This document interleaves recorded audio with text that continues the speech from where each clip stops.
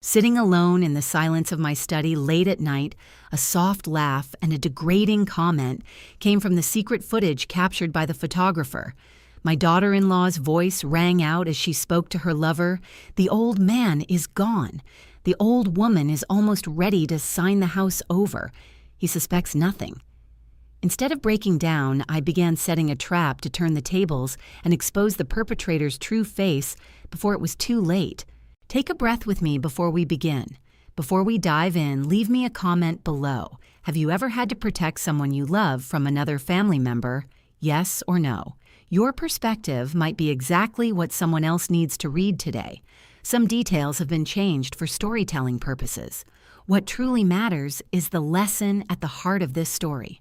The phone rang at 10:30 on a Friday night, 3 hours after my grandson's first birthday party ended, and something in the way it cut through the silence told me my life was about to split cleanly into before and after. I sat alone in the Victorian house on Whitaker Street in Savannah, sorting through unopened birthday gifts under warm yellow lights. Outside, crickets chirped in the magnolias Walter had planted before he died. Tissue paper rustled as I folded wrapping carefully retired head nurses' "Don't waste anything." The gift from Clifford Thornton sat on the coffee table, 3 children's books with a handwritten card. Clifford, 68, and my late husband Walter's closest friend for 35 years, had always been meticulous about staying in touch. I hadn't seen him at the party.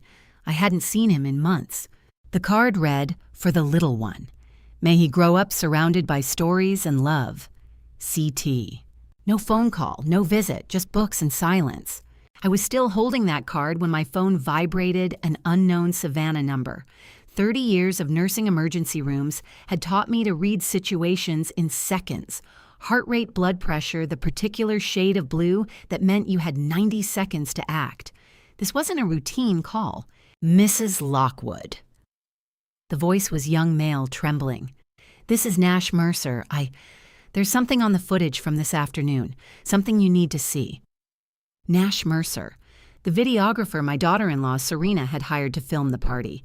26 years old with nervous energy that told me he'd stumbled into something bigger than a birthday celebration.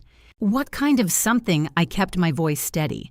"I can't. I need you to see it, please. Can you come to my studio tonight?" His voice cracked.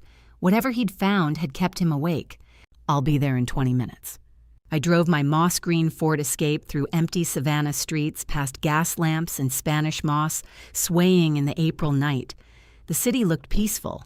I felt anything but. Nash's studio occupied the ground floor of a converted townhouse near Forsyth Park. He opened the door before I knocked eyes, red-rimmed hands shaking. The small space smelled like burnt coffee and panic. Equipment cluttered every surface, cameras, tripods, hard drives stacked precariously. "I'm sorry," he said. I didn't know what else to do. "Show me." He led me to a laptop on a cluttered desk. His finger hovered over the trackpad. "I was reviewing angles for the client highlight reel," he said, barely above a whisper. "The secondary camera caught. I don't think they knew it was recording." He pressed play. The screen showed my grandson's nursery from the corner by the changing table. The timestamp read 3:47 p.m. when most guests were still eating cake. In the frame, my daughter-in-law Serena in her elegant red dress, 28 years old, and everything a doting wife should be. She stood beside the crib where my grandson slept, one small hand curled against his cheek. She wasn't alone. The man whose arms were wrapped around her was Dexter Prescott, 34, and always introduced as her former boss, the mentor who'd launched her career in Atlanta's art world. They stood close, her hand on his chest, his lips near her ear. Then the audio came through tinny but clear. Dexter's voice. "The old man is gone. The old woman is almost ready to sign the house over. Logan suspects nothing." Serena laughed softly. "He never does. I had spent 30 years reading vital signs in emergency rooms. Nash Mercer's voice had all the markers of a man in crisis.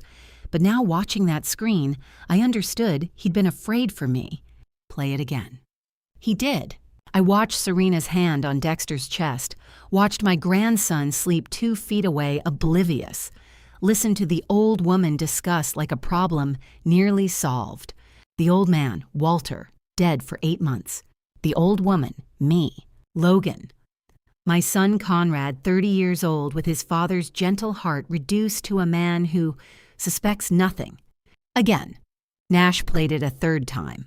Each time I watched the sleeping baby in that crib looked more innocent, and the woman in the red dress looked more monstrous, like watching a photograph develop in reverse darkness, spreading where light had been. "Mrs. Lockwood," Nash said carefully, "what do you want me to do?" I looked at him, this young man who could have sent the footage and forgotten about it, who could have deleted it to avoid trouble, who instead sat in his studio at midnight waiting for me to tell him what came next. "Send me nothing," I said. "Delete nothing. I need you to keep this exactly as it is. Can you do that?" He nodded. "Do you have somewhere safe to store the files? Not just on this computer." "I have a cloud backup, encrypted." "Good, use it." I stood. My legs felt steady. My hands didn't shake. In the reflection of Nash's dark window, I saw myself, gray hair, pulled back lines around my eyes, from 3 decades of night shifts, the same calm I'd worn through every crisis I'd ever managed. I'd thought those skills were behind me, retired, finished. I'd been wrong. "Thank you, Nash," I said, "for calling, for showing me. What are you going to do?" I looked at the frozen image on his screen one more time.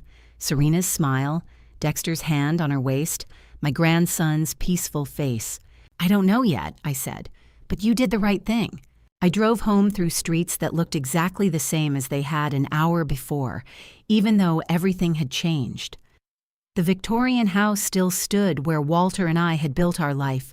The magnolias still swayed, the crickets still sang. Inside, I sat in Walter's leather armchair and didn't turn on the lights. I had watched the footage 3 times, each viewing colder and more clinical than the last. On that screen, my grandson had slept peacefully 2 feet from the woman who'd married his father to destroy us.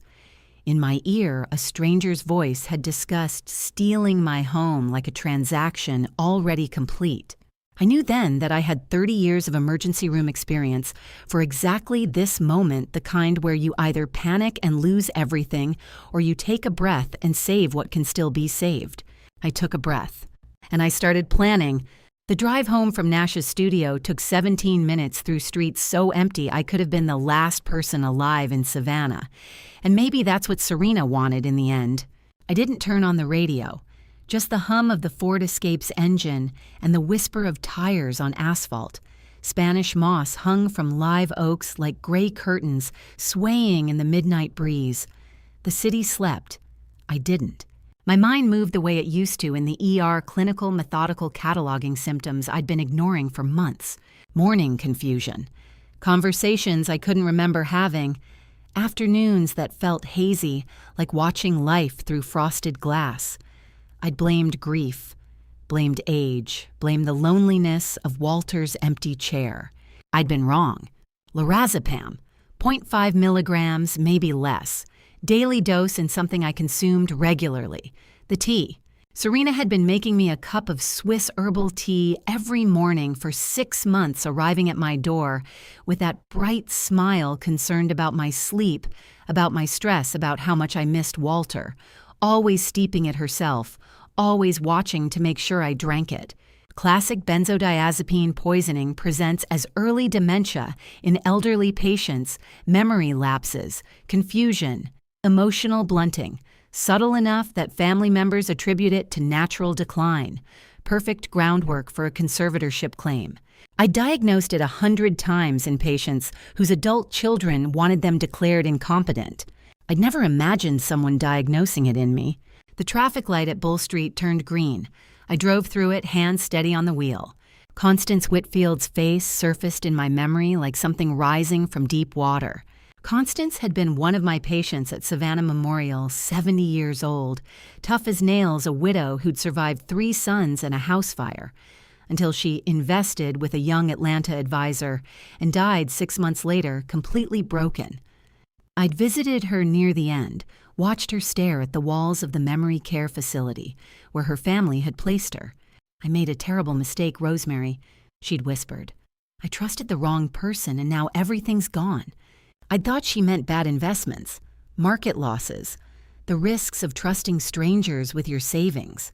Now I understood Constance had been the prototype. Serena had done this before. In 30 years of emergency medicine, I'd caught the subtle signs everyone else missed.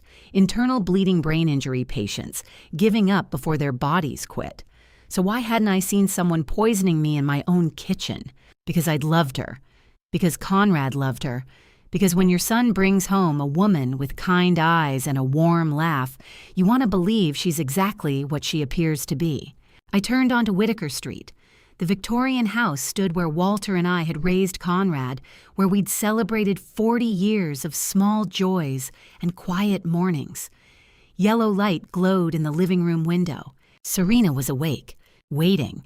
I parked in the driveway and sat for 10 seconds, breathing the way I used to before walking into a trauma bay. Slow inhale, slower, exhale, heart rate down, mind clear. By the time I reached the front door, I'd already decided 3 things I wouldn't confront her tonight. I wouldn't tell Conrad, and I wouldn't drink another cup of that Swiss herbal tea. I unlocked the door and stepped inside. Serena sat on the sofa in her silk pajamas, earbuds in, scrolling through her phone. She looked up when I entered, pulling out one earbud with a smile that could have sold insurance. "You're back so late, Mom," she said, concern threading through her voice like sugar through tea. "Is everything okay? Did you take your supplements today? I made you fresh tea." A porcelain cup sat steaming on the coffee table. Chamomile and poison. "I'm just tired, sweetheart," I said, and the lie came easier than I expected. "Long day, you're so thoughtful." I picked up the cup, felt its warmth against my palms. Watched Serena's eyes track the movement, waiting for me to drink. "You should get some rest," she said. "You've been so forgetful lately. I worry about you. I know you do." I smiled at her, the same smile I'd given 1,000 anxious family members who needed reassurance that everything would be fine. "I'll drink this upstairs. Don't wait up."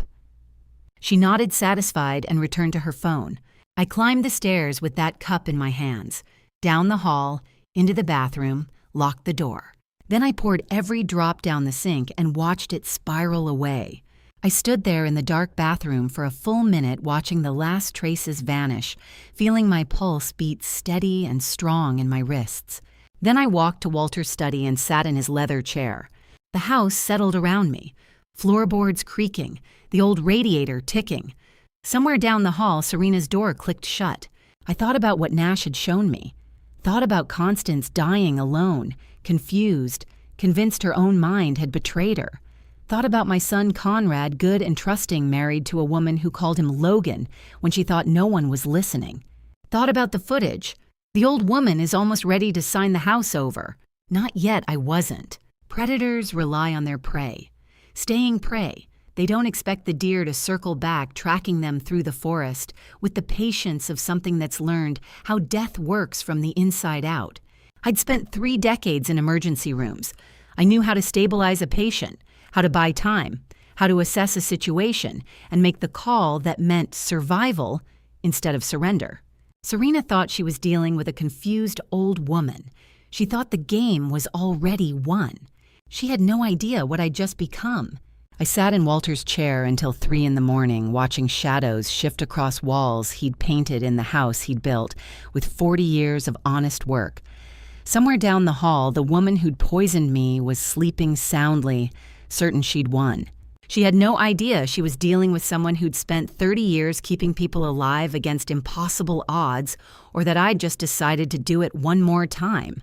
This time the patient was my family, and I wasn't going to lose.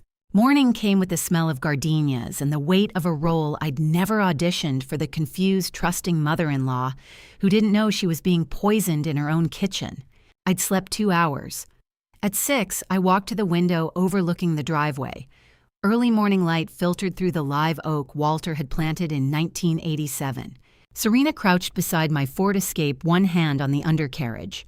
I watched her for 30 seconds. She wore yoga pants and a sweatshirt, fingers tracing something near the rear wheel, well-feeling, adjusting, confirming. Second time in 3 weeks I'd caught her near that car. I tapped on the window. She looked up, startled, then recovered with a bright smile. "Morning, sweetheart," I called. "Morning, Mom just heard a rattle yesterday, wanted to check the undercarriage before you drive anywhere." "You're so thoughtful." I said, the lie tasting like copper. I didn't hear anything unusual. Probably nothing, she said. But better safe than sorry, right? She brushed dirt off her hands and headed inside. I stayed at the window watching the spot where she'd been crouched. GPS tracker. Had to be. She wanted to know where I went, who I talked to, whether I was gathering evidence. I thought about what I was protecting. My name is Rosemary Lockwood. I'm 65. I worked 30 years in the emergency department at Savannah Memorial, the last 12 as head nurse. I've stabilized trauma victims with minutes to live made split-second calls that meant survival instead of death. I retired 3 years ago thinking the hardest parts were behind me.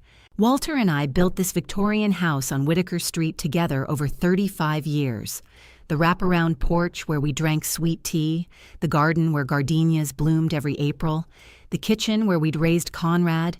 Walter died 2 years ago. Pancreatic cancer diagnosis to grave in 8 months.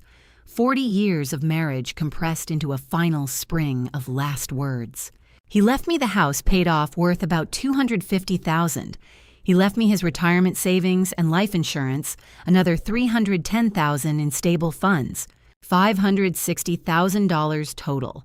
Everything we'd worked for, everything he'd wanted me to have when he was gone, everything Serena was targeting. Walter spent 40 years building something that would outlast him, not just the house with its wraparound porch and Spanish moss, but a life where our grandson would grow up safe, where Conrad would inherit something solid and true. Someone was trying to take it all, and she thought I was too confused to notice. I went downstairs, made coffee, scrambled eggs. When Serena came through the back door, I smiled. Hungry. Starving, she said. You're up early. Old habits. 30 years of hospital shifts ruined my sleep schedule permanently. She laughed. We ate breakfast. She asked if I wanted tea, Swiss herbal, the kind she always made, and I said maybe later, still working on my coffee. The performance had begun. That night, after she'd gone to bed, I sat on the porch and let myself think about how it started. June 2023, 22 months ago. Walter had been gone 6 months. Conrad called nervous and excited, asking if he could bring someone special to dinner. We met at the Old Pink House, the restaurant in Savannah's historic district, where Walter and I used to celebrate anniversaries. Conrad arrived first pacing. Then she walked in. Serena Walsh, as she was then. 26 years old, elegant in a summer dress, carrying a small bouquet. Mrs. Lockwood, she'd said, extending the flowers. Conrad mentioned your favorite. I hope you don't mind the presumption. Gardenias, fresh cut, fragrant, perfect. They're beautiful, I'd said and meant it. We sat, ordered, made small talk that felt easy and natural. She asked about my hospital work, seemed genuinely interested. Asked about Walter's battle with cancer, voice soft with sympathy. Conrad told me about your husband's battle, she'd said. Dr. Kaplan at Memorial is supposed to be exceptional. Did he provide good care? Dr. Kaplan, Walter's oncologist, a name Conrad must have mentioned, I'd thought. Except now thinking back, I couldn't remember Conrad ever talking to her about specific doctors. She ordered wine that complemented my meal without asking. She laughed at my stories and asked follow-up questions. Near dessert, when Conrad excused himself for a phone call, she leaned forward with a warm smile. Have you thought about long-term financial planning, Mrs. Lockwood? She'd asked. With interest rates changing, it's such an important time to review portfolios. I'd deflected. Oh, I have someone who handles that. Tell me more about your work in Atlanta. She'd let it drop gracefully, moved to stories about art auctions and gallery openings, made me laugh about pretentious collectors. I'd left that dinner thinking Conrad had found someone wonderful. How had I missed it the way she knew Walter's doctor's name without asking, the way she brought gardenias to a first meeting, the way she steered conversation to money before we'd finished dessert? Sitting on my porch that morning, watching Serena wave cheerfully before heading inside to make breakfast, I replayed that first meeting through the lens of everything I now knew. The gardenias hadn't been thoughtful, they'd been research. The questions about Walter's care hadn't been compassion, they'd been intel gathering. The financial planning probe hadn't been small talk, it had been reconnaissance. If I didn't know better, I'd say this woman had studied us like a case file before she ever walked through that door. And if she'd been planning this for 22 months, what else had she done that I'd mistaken for kindness? 18 months of small kindnesses, and I'd accepted every single one without questioning why a woman in her 20s would spend so much energy caring for her husband's 65-year-old mother. Once I knew to look for the pattern, it was obvious. August 2023, 1 month after we'd met at the old pink house.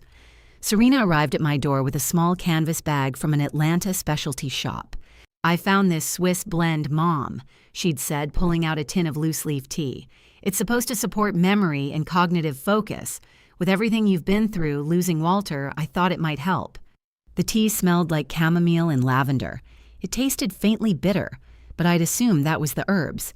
She made it for me every evening, insisted on steeping it herself, the perfect temperature, the perfect time. Said it worked best with consistency. I drank it every night for 18 months. October 2023. Serena suggested a day trip to Atlanta Art Auction at a gallery called Thorn and Vance. High ceilings, white walls, the kind of place where champagne came in actual crystal. "These aren't just decorations," she'd said, gesturing to a landscape painting. "They're investment-grade pieces, Mom, assets that appreciate. It's smart to diversify beyond stocks." I'd bought 4 paintings and 2 vases over 6 months. $8,000 to $15,000 each. She'd helped arrange shipping, helped hang them in the living room, told me how sophisticated they made the house look. January 2024. Conrad mentioned needing to update some estate planning documents, wanted to call Clifford. Serena had touched his arm gently. "Clifford's a lovely man," she'd said. "But his methods are really outdated. Modern portfolios need specialists who understand art trusts and tax shelters." Conrad had nodded. "You're probably right. He's been doing things the same way since Dad's time." By summer 2024, I was forgetting conversations, repeating stories I'd told the day before, waking up confused about whether it was morning or evening. I'd attributed it to age, to grief, to the natural decline everyone warned you about after 60. Never connected it to the nightly tea. Slow poison is the cruelest kind. It makes you doubt yourself before you doubt the person holding the cup, makes you forget that the tea tastes slightly bitter because you're forgetting everything else too. Every kindness had been a weapon. Every gesture of care had been another layer of the trap. And I'd smiled and said thank you. Sunday morning, April 27th. 2 days after I'd watched Nash's footage. I sat on my front porch with coffee thinking about Clifford's silence. Walter's closest friend for 35 years. The man who'd handled our wills, our estate planning, who'd held my hand at Walter's funeral and promised he'd look after the details so I could grieve. I'd tried calling him 15, maybe 20 times over the past months. Always voicemail, always no answer. I'd assumed he was busy traveling, dealing with other clients. My neighbor Vera Gaines appeared at the porch steps with a plate of buttermilk biscuits. Vera, 67, with an eagle eye for Whitaker Street's daily dramas and the kind of nosiness that for once I desperately needed. "Brought you Sunday breakfast," she said, settling into the rocking chair beside mine without invitation. "You look tired, Rosemary." "Long week. That daughter-in-law of yours taking good care of you." I looked at her carefully. "Why do you ask?" Vera shrugged. "Just noticed she's here a lot, comes and goes at odd hours. Saw her under your car yesterday morning." So I wasn't the only one who'd noticed. An idea formed, reckless maybe, but necessary. "Vera, would you mind if I tried calling Clifford from your phone?" I kept my voice light, casual. "I've been trying to reach him for months with no luck. Maybe his voicemail's full." Clifford Thornton, sure, honey. She handed me her phone without hesitation. Numbers probably in my contacts somewhere. We served on that hospital fundraising committee together. I found his name, pressed call, held my breath. 2 rings. "Vera, everything okay?" Clifford's voice, alert, concerned, immediate. "Clifford, it's Rosemary," I said. "I'm calling from Vera's phone." Silence. Then, "Rosemary. My God, I've been trying to reach you for months. Your number just rings to some stranger with an Atlanta area code. I thought you'd changed it and didn't want to talk to me." My chest tightened. "What?" "I've called at least 30 times since January," he said. "Always the same man answering, saying I had the wrong number. I even drove by the house twice, but that woman Serena said you were sleeping, couldn't be disturbed. I pulled out my own phone with my free hand, opened contacts, found Clifford's entry. The number was wrong. Not his number, not even close. An Atlanta area code I didn't recognize. Someone changed your number in my phone, I said quietly. Could only have been done here in my house. Vera had gone very still beside me, buttermilk biscuits forgotten. Rosemary. Clifford said, his lawyer voice activating, sharp-focused. I need to see you, not at the house, somewhere private. There are things I've discovered about Serena that… I know, I said. I've seen footage, but we need to be careful. She's tracking me. Tomorrow, he said. Magnolia House bed and breakfast on Bull Street, 10 a.m., tell no one. I'll be there. I hung up, handed Vera her phone back. Everything all right? She asked, though her expression said she knew it wasn't. No, I said, but it will be. After Vera left, I sat on that porch for another hour, my phone in my lap, opened my contacts, scrolled through names I called regularly, numbers I trusted. How many others had been changed? How many people had tried to reach me and given up thinking I'd cut them off? In 30 years of emergency medicine, I'd learned that isolation kills faster than any disease, cuts someone off from help from witnesses, from people who know them well enough to notice the changes, and they become invisible even while they're dying in plain sight. Serena hadn't just poisoned my body. She'd poisoned my connections, my support system, my ability to ask for help. She'd made me alone. I sat in the morning sunlight with my phone showing Clifford's altered contact. Someone had replaced his number could only have been done when I wasn't looking by someone I trusted enough to leave my phone unattended in my own home. For months, Clifford had been trying to warn me about something, and I'd never heard a single call. The name Constance Whitfield had been whispering at the edges of my memory since Friday night, but it wasn't until Monday morning that I understood why the dead sometimes speak louder than the living. I sat on the porch with coffee going cold in my hands, thinking about isolation, how Clifford had been blocked, how contacts had been changed, how carefully I'd been separated from anyone who might notice what was happening. Constance had died alone too. May 2024, 11 months ago. I'd been working part-time at the Savannah Memorial Clinic, keeping my hand in retirement, when Constance Whitfield walked through the door looking 10 years older than the tough widow I'd known for decades. She'd survived losing 3 sons. She'd survived her husband's sudden heart attack. She'd survived a house fire that took everything but her life. But that day in the clinic, sitting across from me in the examination room, she looked like someone who'd finally run out of reasons to survive. I made a terrible mistake, Rosemary. She'd said, voice breaking in a way I'd never heard from her. An irreparable one. I invested everything with a young woman from Atlanta. She said it was investment-grade art, guaranteed returns. I'd assumed she meant bad investments, market volatility, the risks of trusting strangers. She'd continued, she knew everything about me. My sons who died, John's heart attack. Even that, I love camellias. She brought them to our first meeting, said her mother had grown them too. I thought she cared. I remembered the gardenias Serena had brought to the old pink house. The money's gone, Constance had said. The phone number disconnects. The gallery address is a mail drop. I'm 70 years old and I have nothing left except the shame of being a fool. I'd tried to comfort her. Talked about reporting it to police, to consumer protection agencies. She'd shaken her head. They'll say I was senile, she'd whispered. They'll say I was confused, that I forgot the terms, forgot the contract, and maybe they're right. Maybe I am losing my mind. 2 months later, in July, Constance died. Her daughter said it was heart failure, but I'd read the death certificate. Failure to thrive, depression, the medical euphemisms for giving up. Sitting on my porch Monday morning, I finally understood. Constance hadn't been targeted by some random scammer. She'd been targeted by the same operation targeting me, a young woman from Atlanta, investment-grade art, personal research son's husband favorite flowers, the same pattern refined and repeated. Constance was practice. I was next. And Constance had died without knowing she was one victim in a carefully designed system, died believing she'd been uniquely foolish instead of systematically destroyed.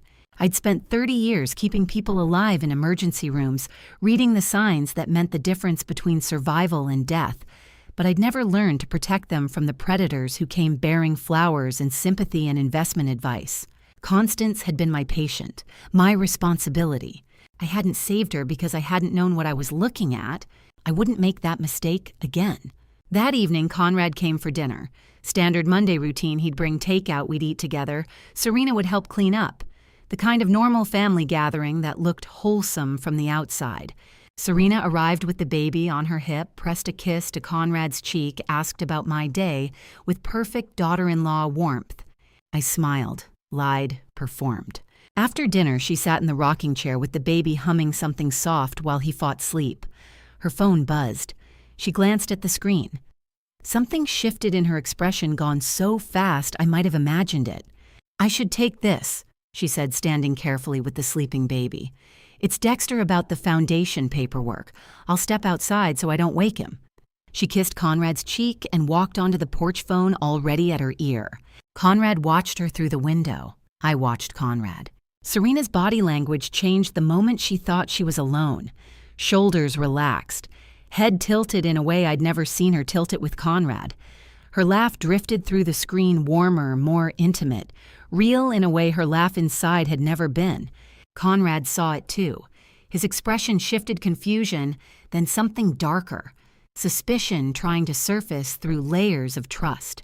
"Mom," he said quietly, still watching Serena, "does Serena seem, I don't know, different when she talks to him, like—" He stopped, shook his head, looked at me with Walter's eyes, Walter's inability to believe the worst of people he loved.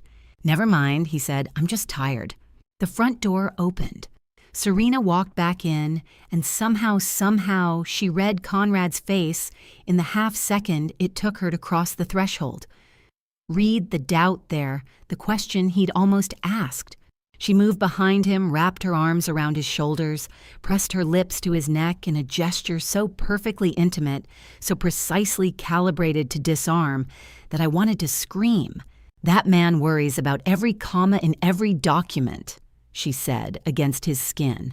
"You married an overachiever, babe." Conrad laughed. The tension dissolved. His hand came up to cover hers. "I'm lucky I did," he said. The best performances aren't the ones where the actor never breaks character. They're the ones where the momentary crack is papered over so smoothly, so lovingly that the audience convinces themselves they imagined it and feels guilty for doubting. I watched it happen in real time. Watch Conrad's instincts get buried under affection and trust. Watch Serena smile at him, then at me, then at the baby in her arms. Watched her win. For now. An hour later, after they'd left, I stood at the window where Conrad had stood. Thought about how close he'd come to asking the right question, how easily she'd deflected it. Conrad had Walter's heart, generous, trusting, slow to see darkness, even when it was sleeping beside him every night. I'd spent 30 years teaching him to see good in people first, to give them the benefit of doubt, to believe in redemption and second chances. I'd raised him to be kind. And now that kindness was a weapon someone was using against him. I watched my reflection in the dark window, 65 years old, tired, alone, except for the grandson sleeping in a house with a woman who wanted to destroy us all. Prayers weren't evidence, and evidence was what I needed before the darkness he couldn't see destroyed him completely. The evidence I'd been searching for arrived in the trembling hands of a 23-year-old nanny who'd spent 6 months being called a liar for noticing things she wasn't supposed to see. I needed evidence before Conrad's trust destroyed him. Friday afternoon, May 2nd, I got it. Serena had gone shopping. The house was quiet except for the baby napping upstairs. I was in the kitchen making coffee when Briar Spencer found me. Briar, the 23-year-old nanny Serena, had falsely accused of inappropriate behavior with Conrad 6 months earlier, stood in the doorway, with something clutched in her trembling hand and a need to finally be believed. "Mrs. Lockwood," she said, voice barely above a whisper, "I need to show you something." I set down my coffee. "Come in, close the door." She did, then stood there for a moment, working up courage. "Serena accused me of trying to seduce your son 6 months ago," she said finally. "It wasn't true. Conrad knew it wasn't true. but she made sure everyone doubted me anyway. I know, I said quietly. Her eyes widened. You do? I'm starting to understand a lot of things I should have seen sooner. What did you want to show me? She opened her hand. A small blister pack of pills sat in her palm, silver backing no label, no pharmacy markings. I found this yesterday, she said. I was getting diapers from the storage drawer in Serena's dressing room, and this was hidden at the back under some scarves. I've been watching her since she tried to get me fired. There's something wrong with her, Mrs. Lockwood. The way she looks at you when she thinks no one's watching, the way she makes that tea every night and stands there until you drink it. I took the blister pack, examined it with 30 years of nursing precision. Lorazepam, 0.5 milligrams, 30 tablets, 17 already punched through. Do you know what this is? I asked. Breyer shook her head. Lorazepam 0.5 milligrams, I said. A benzodiazepine, taken daily in small doses in tea, maybe soup. It causes exactly the symptoms I've been having. Memory loss, confusion, morning fog. She's been poisoning me to fake dementia. Suspicion is smoke. It makes you cough, and your eyes water, but dissipates the moment the wind shifts. Evidence is a knife, solid, sharp, cold in your palm, the kind of thing you can hand to a jury and say, "Here, feel the edge for yourself." I was holding a knife. Breyer's face went pale. She's been making you sick on purpose, to make me seem incompetent, to lay groundwork for legal documents I wouldn't be considered capable of understanding when I signed them. Oh my God. Can you help me? I asked. When she makes the tea, can you help me pretend I'm drinking it but pour it down the sink when she's not looking? I need her to think the poisoning is still working. Breyer straightened. Something shifted in her expression, fear becoming determination. I can do that, she said. She called me a liar. Let me help you prove she's the one who lies. I squeezed her shoulder. Thank you. What are you going to do? Gather evidence, I said. And when I have enough, I'm going to make sure she can't do this to anyone else. That evening, Breyer and I established our system. When Serena made tea, I'd accept it gratefully. Breyer would create distractions, baby needing something question about tomorrow's schedule, and I'd pour the tea into a potted plant down the bathroom sink, anywhere Serena couldn't see. By Monday evening, May 5th, I was ready for the next phase. Family dinner. Conrad brought Chinese takeout. We sat around the dining room table like we'd done for 30 years, 3 generations breaking bread together, the picture of domestic peace. Serena waited until we'd finished eating, until Conrad was relaxed, laughing at something I'd said about hospital administrators. Then she struck. I was reading about inflation rates, Mom. She said casual but calculated. With your money sitting in a basic savings account earning what may be 0.5% over 10 years, inflation could reduce its real value by 30%. That's nearly $100,000 in lost purchasing power. Conrad nodded. She's right, Mom. You work too hard for that money to watch it lose value. Maybe you should look at better investment options. Serena leaned forward with her practiced concern. I could help you understand it, Mom. That's literally what I do, protect people's assets. I let uncertainty cross my face, let my hand flutter toward my teacup the way it did when I was anxious. These financial things are so complicated at my age, I said. But maybe you're right. Maybe we should talk about it sometime, dear. I trust your judgment. Serena's eyes lit up, pure triumph gone almost as fast as it appeared. Of course, Mom, she said warmly. Anytime you're ready, no pressure. I just want to make sure you're taken care of. In 30 years of emergency medicine, I'd learned the difference between a patient in distress and a patient in danger. Distress makes noise and flails for help, but danger goes silent and still watching, waiting for exactly the right moment to act. I was in danger, but I was also dangerous. Under the white tablecloth, my fingers drummed a rhythm Serena couldn't hear. She thought she was reeling me in. Thought my newfound interest in investment options meant the dementia was making me pliable, making me exactly the confused old woman she'd been creating. She had no idea I had just handed her the hook, and that I was the one holding the line. After they left, I sat at that empty table for a long time. Thought about Breyer's courage. Thought about the pills hidden in Serena's drawer. Thought about Serena's triumph when I'd said, I trust your judgment. She'd waited months for those words. Now she'd start moving faster, push harder. The endgame was beginning, which meant I needed to see what else she'd been hiding in plain sight, what other evidence was sitting in my house, disguised as kindness. Criminals think they're being careful, but truly careful people don't rinse unlabeled bottles at 6 in the morning, where eagle-eyed neighbors with insomnia can watch through kitchen windows. I'd handed Serena the bait. Now I needed to see what else she'd been hiding. Wednesday morning, May 7th. Vera appeared on my porch at 7 with her usual plate of something baked and her eyes bright with the kind of information she'd been storing up like ammunition. "Rosemary," she said, settling into the rocking chair without invitation. "I have to tell you something. Yesterday at 6 a.m., I was up with my hip. I saw Serena by your back trash bins." I kept my face neutral. "Oh, 3 bottles," Vera continued, leaning in. "No labels, nothing. She was rinsing them out with the garden hose, then she buried them under coffee grounds and orange peels. Buried them like she didn't want anyone finding them." My pulse quickened, but my voice stayed steady. Maybe she was just disposing of something. That's what I thought. Vera's eyes gleamed. "So I went out to ask, you know me, can't help myself." And she jumped like I'd caught her stealing. Said they were expired supplements, labels had fallen off in the humidity, didn't want to confuse them with her current ones. "That seems reasonable," I said, performing the role of woman who didn't understand what she was hearing. "Rosemary," Vera fixed me with a look, "who rinses supplement bottles at 6 in the morning and hides them in the trash. Someone destroying evidence. Someone who knew I'd found the blister pack, who was systematically erasing every trace of the lorazepam that had been poisoning me for 18 months.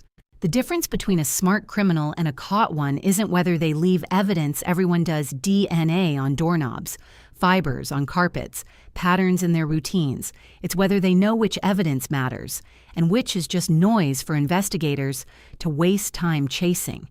Serena was trying to eliminate what mattered, but she'd done it where Vera could see. And Vera, bless her nosy heart, had just handed me another piece of the pattern. "That is odd," I said to Vera. "But you know young people and their routines. Maybe she's just particular about disposal." Vera looked disappointed that I wasn't more alarmed. She left after 15 minutes of speculating about Serena's strange habits. I sat on that porch for another hour thinking. Serena was cleaning up, which meant she thought she was close to the endgame. Close enough that old evidence needed to disappear before new scrutiny could find it.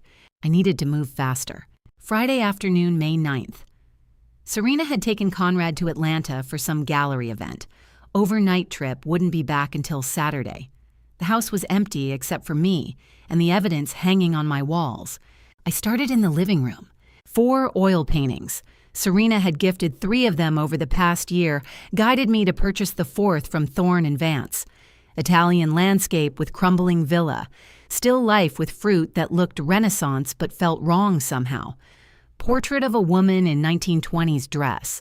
Abstract geometric that Serena said was investment-grade modernism. $8,000 each, she'd claimed. $32,000 total. 2 ceramic vases on the mantel. Pre-Civil War authenticated, she'd said. Rare glaze patterns. $6,000 to $7,000 each. Total $44,000 to $46,000 in art. I pulled out my phone, photographed each piece from multiple angles, signatures, brushwork the way light caught the glaze on the vases, close-ups of any maker's marks or authentication stamps. Then I did something Serena would never expect a confused old woman to do. I created a private Gmail account, Lockwood Financial 2025, untraceable to my regular email, unknown to anyone who might be monitoring my communications. Found a Charleston Antiques expert through a database search, Dr. Helena Marsh, 30 years experience specializing in authentication and fraud detection. Composed an email. Dr. Marsh requesting confidential authentication. 4 oil paintings and 2 ceramic vases, all claimed 18th to 19th century origin, all purchased through or gifted from Thorne and Vance Fine Arts Trust, Atlanta. Photos attached. Need verification of authenticity and actual market value. Time sensitive. Will compensate appropriately for discretion and expedited analysis. I attached the photos, read the email 3 times, hit send. Then I stood in my living room surrounded by nearly $50,000 in art that Serena had either gifted with tearful generosity or guided me to purchase with concerned financial advice. Constance Whitfield had invested in art, too. Investment grade, the young Atlanta advisor had promised. 6 months later, Constance had nothing. In emergency medicine, we had a saying, if the vitals look too perfect, blood pressure exactly 120/80 heart rate, precisely 72, check the monitor connections, because sometimes the problem isn't the patient dying, it's the machine lying about how alive they are. These paintings look too perfect, too convenient, too aligned with the story Serena needed them to tell. If they were genuine, Serena's taste in gifts was impeccable. If they were fake, then Thorne and Vance wasn't just stealing from victims, they were manufacturing evidence of legitimacy, building an entire ecosystem of fraud. Fake art to fake appraisers, to fake investment value to real legal documents, transferring real assets. The art wasn't the con, the art was the camouflage. I walked through my house that evening seeing everything with new eyes. The Swiss tea tin, the art on the walls, the books Serena had recommended about estate planning, the business cards from Thorne and Vance sitting in my desk drawer. Every gift, every gesture, every concerned conversation, all of it had been building toward a single moment when I would sign papers I didn't understand, transferring everything Walter and I had built to people who'd studied us like specimens. I stood in my living room surrounded by that nearly $50,000 in art, and I understood something fundamental about the woman who'd married my son. The most dangerous people are not the ones who lie occasionally, who slip up and contradict themselves and leave trails for investigators to follow. They are the ones who have built an entire life out of lies, so consistent, so carefully constructed, that the lie becomes indistinguishable from truth until someone knows exactly where to look. Serena had built a life out of lies, and I was learning exactly where to look. But knowledge wasn't enough. I needed help from someone with a badge and the authority to act on what I was finding. I needed law enforcement, and I needed them before Serena's timeline accelerated into something I couldn't stop. The abandoned nursing home had been empty for 3 years, windows broken and Spanish moss growing through the cracks. But on Sunday night at 9 p.m., it housed the most important meeting of my life. I needed law enforcement. Knowledge wasn't enough anymore.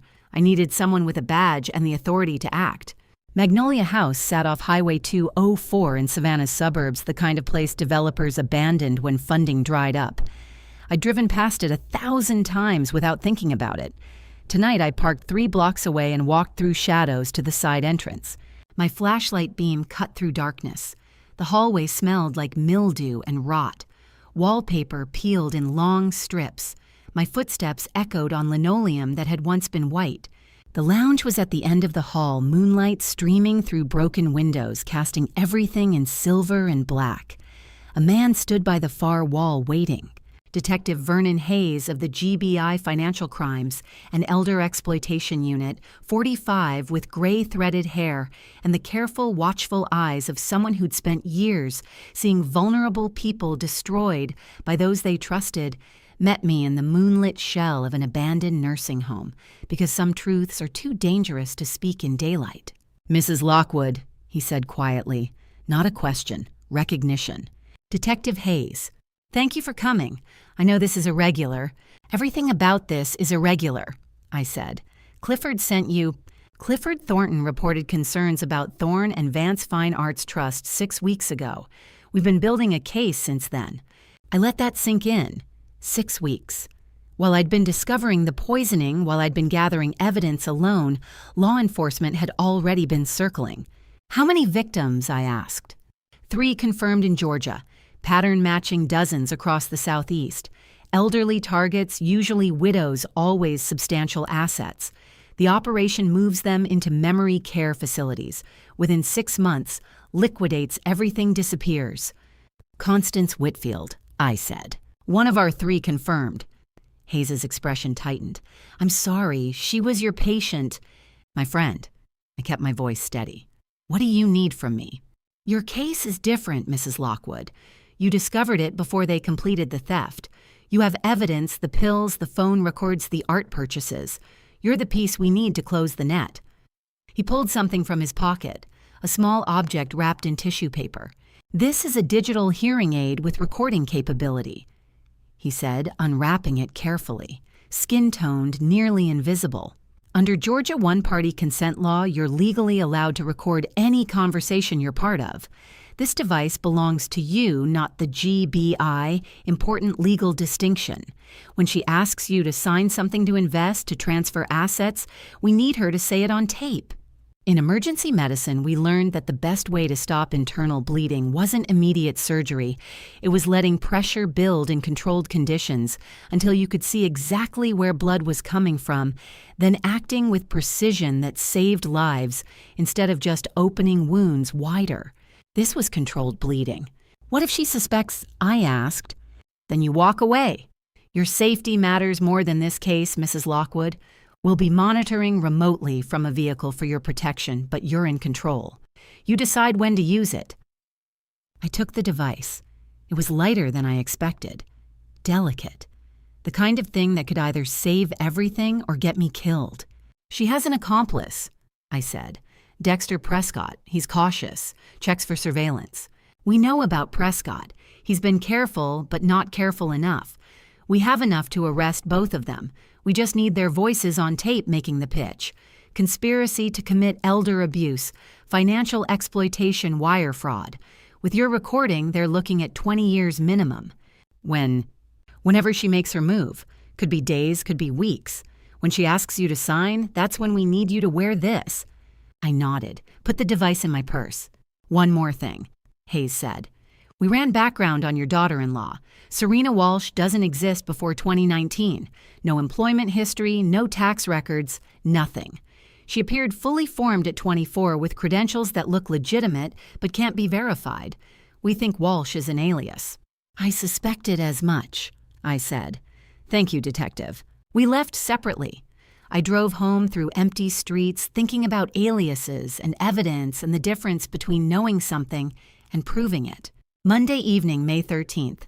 Serena had gone grocery shopping. I was in the kitchen making dinner when Conrad came downstairs. He looked pale, shaken. He carried something in his hand. He didn't say a word, just set a U.S. passport on the counter and stepped back. I picked it up, opened it. Serena's face smiled from the photo page, but the name read, Rebecca Ann Marsh. Birth date, March 15th, 1994. 3 years older than she'd told us. Issued 2019. Before she'd ever met Conrad. "I was looking for the car insurance documents," Conrad said quietly. "Under the bed, in a shoebox she keeps hidden back there. I found this." I looked at my son, at the man who'd inherited Walter's trust, Walter's goodness, Walter's inability to see darkness until it was staring him in the face. He was staring at it now. "Leave it with me, Conrad," I said, steady and calm. "Don't say anything to her yet. Can you do that?" He nodded once, sharp, certain. There are moments in parenting that define everything, not births or graduations, but the quiet ones where your child looks at you and decides wordlessly that they trust you to handle something they can't understand, yet something that frightens them too much to name aloud.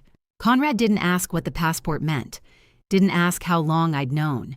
He just stepped forward and kissed my forehead the way he used to when he was 7 and had a nightmare he couldn't explain. Then he walked back upstairs to the woman sleeping in his bed under a name that wasn't hers. I stood in my kitchen holding that passport, feeling its weight. Rebecca Ann Marsh, born 1994, not 1997, a whole identity Serena had worn like a costume, discarded when she needed to become someone else. My son was upstairs with a stranger who'd studied us, targeted us, poisoned me, lied about everything, including her name. And Conrad had just found the quiet, steeled courage of someone who'd learned the world was darker than he'd thought. And he'd chosen to trust me with that darkness instead of confronting it alone. Now I had to gather the rest of the evidence before that darkness destroyed him completely. Some evidence you gather in daylight with witnesses and warrants. Some you collect at 5 in the morning with plastic bags and sterile technique, praying the truth you uncover won't destroy the people you're trying to protect. Conrad had found the courage to trust me with darkness. Now I had to gather the rest. Wednesday morning, May 14th. The house was silent at 5 a.m. I moved through shadows to the bathroom Conrad shared with his son. 2 combs on the counter. 30 years in emergency medicine taught me sterile technique, how to collect evidence without contamination, how to label samples correctly, how to document what might mean life or death. I pulled nitrile gloves from my pocket, 3 strands of hair from the baby's comb roots intact for DNA analysis, sealed in plastic labeled Sample A. Conrad's comb, 3 strands with roots, Sample B. 2 envelopes pre-addressed to DNA Diagnostic Center in Cincinnati. Paternity testing 3 to 5 business days. I didn't want this truth. Didn't want to confirm what the baby's dark eyes, so different from Conrad's light features, had been whispering for months. But Conrad deserved to know what he was fighting for, or what he'd already lost. Waters Avenue 7-Eleven at 5:30. $299, I told the clerk. Cash. No credit card. No bank statement Serena could find when she reviewed our accounts. Bull Street Post Office at 5:47, dawn breaking, mockingbirds singing. I stood at the blue mailbox with that envelope. The truth is supposed to set you free, but 30 years of emergency medicine taught me it can also shatter you. The trick is knowing which truths heal the wounds and which ones just reveal that the damage was always more extensive, more permanent than anyone wanted to believe. I dropped the envelope through the slot. Done. Friday evening, May 16th. Serena had invited Dexter to dinner foundation paperwork to review. We ate pasta, made small talk about the baby, laughed at appropriate moments. Halfway through dessert, Dexter pulled his phone from his pocket. Something small and black was attached, about matchbook-sized, with a tiny blinking LED. He held it casually, moved it in a slow arc around the table. A soft chirping sound. Conrad noticed. What's that thing? Dexter laughed easily. RF detector. Old habit from the business I deal with, confidential art transactions, anonymous buyers, private collectors. You'd be surprised how many people try to record negotiations. Can't be too paranoid in my line of work. Makes sense, Conrad said. Some of those deals must be worth millions, right? Exactly. Dexter completed his sweep, the device chirping near Wall's Windows centerpiece. Last month, a competitor tried planting a bug in my office. This little device saved me from a very expensive leak. He slipped it back into his pocket like it was a wallet. Serena smiled at him. Always so careful. Careful keeps me employed, he said. I watched with clinical detachment, noted how smoothly he'd swept the room, noted Conrad's easy acceptance, noted how my chest had tightened when that detector chirped near me. The hearing aid Vernon Hayes had given me was upstairs in my dresser. I hadn't worn it yet, waiting for the right moment. But I would wear it eventually. In Atlanta, probably. When Serena made her pitch to sign documents. And Dexter would be there. With his detector. Why do predators develop paranoia, constant surveillance sweeps, checking for recording devices at family dinners, RF detectors, as phone accessories? Because on some level, they know the people they're hunting might be hunting them back. That any conversation could be the one that gets recorded and ruins everything. Dexter knew. Which meant I needed a plan for when his detector found my device. After dinner, after Dexter left, I went upstairs, took the hearing aid from my drawer, examined it in lamplight. Skin tone plastic, nearly invisible when worn, digital recording capability with remote GBI monitoring. But did it emit a detectable RF signal? I didn't know. Vernon hadn't mentioned it. Maybe the technology was advanced enough to avoid detection. Maybe not. I thought about that detector chirping, about Dexter's smooth explanation, about the way he'd swept every surface like reflex. A man who sweeps for recording devices at a casual family dinner, who does it so smoothly it looks like checking his phone, is a man who's done this hundreds of times before, in hundreds of rooms, with hundreds of victims. He would do it again in Atlanta, and I needed to be ready for exactly that. I put the hearing aid back in the drawer, sat on my bed thinking. Options. Wear the device and hope Dexter's detector didn't find it. Wear it and have a cover story ready. Don't wear it and lose the confession. None were good. All were necessary. I thought about Conrad sleeping down the hall, trusting me to handle this. Thought about the DNA samples in a Cincinnati lab being processed by technicians who didn't know they were analyzing the biological foundation of my son's life. Thought about Constance Whitfield, who died without knowing she was one victim among many. I wasn't going to die without knowing. And I wasn't going to let Serena and Dexter walk away, even if it meant improvising when that detector started chirping in Atlanta, even if it meant revealing everything I'd been hiding. I watched Dexter slip that RF detector back into his pocket like it was a wallet or keys, watch Conrad laugh at some story about art world espionage, watch Serena smile at both of them with perfect practiced warmth. A man who sweeps for recording devices at a casual family dinner is a man who has done this before. He would do it again. I needed to be ready for that.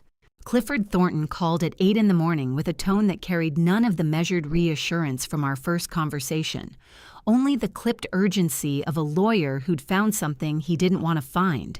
Dexter's detector sweep had shown me one problem. Clifford was about to show me another. "I need you to come to my office," he said. "Now, if possible."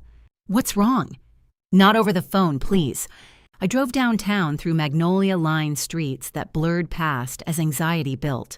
30 years of nursing had taught me to read urgency in voices the difference between concern and crisis.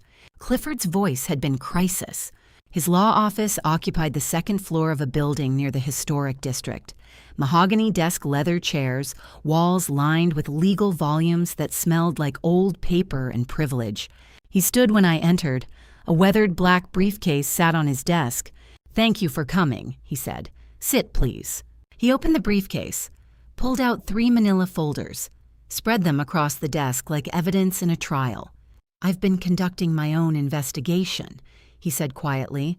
"Since Serena tried excluding me from your estate planning last year, something felt wrong, so I started looking." He opened the first folder. Margaret Ellis, 72, Savannah, 2019, widowed, substantial assets, met a younger man at an art gallery event. 6 months later, she was in Peachtree Gardens memory care facility with a dementia diagnosis. Her estate was liquidated by someone with power of attorney. Everything transferred through something called Thorne and Vance Fine Arts Trust. He opened the second folder. Dorothy Hammond, 75, Atlanta suburbs, 2021. Same pattern. Art gallery, younger advisor, memory care, complete liquidation, Thorne and Vance. He reached for the third folder. His hand hesitated. "And this one," he said. He opened it. Constance Whitfield. My hands went numb. She was admitted to Peachtree Gardens in early 2023. Clifford said, his lawyer's voice steady even as he watched my face. Her entire estate was liquidated by a man named David Pierce who held power of attorney. Everything transferred through Thorne and Vance Fine Arts Trust. She died 4 months later. Natural causes, the death certificate said. No one questioned the dementia diagnosis. I couldn't breathe. Constance, my patient, my friend.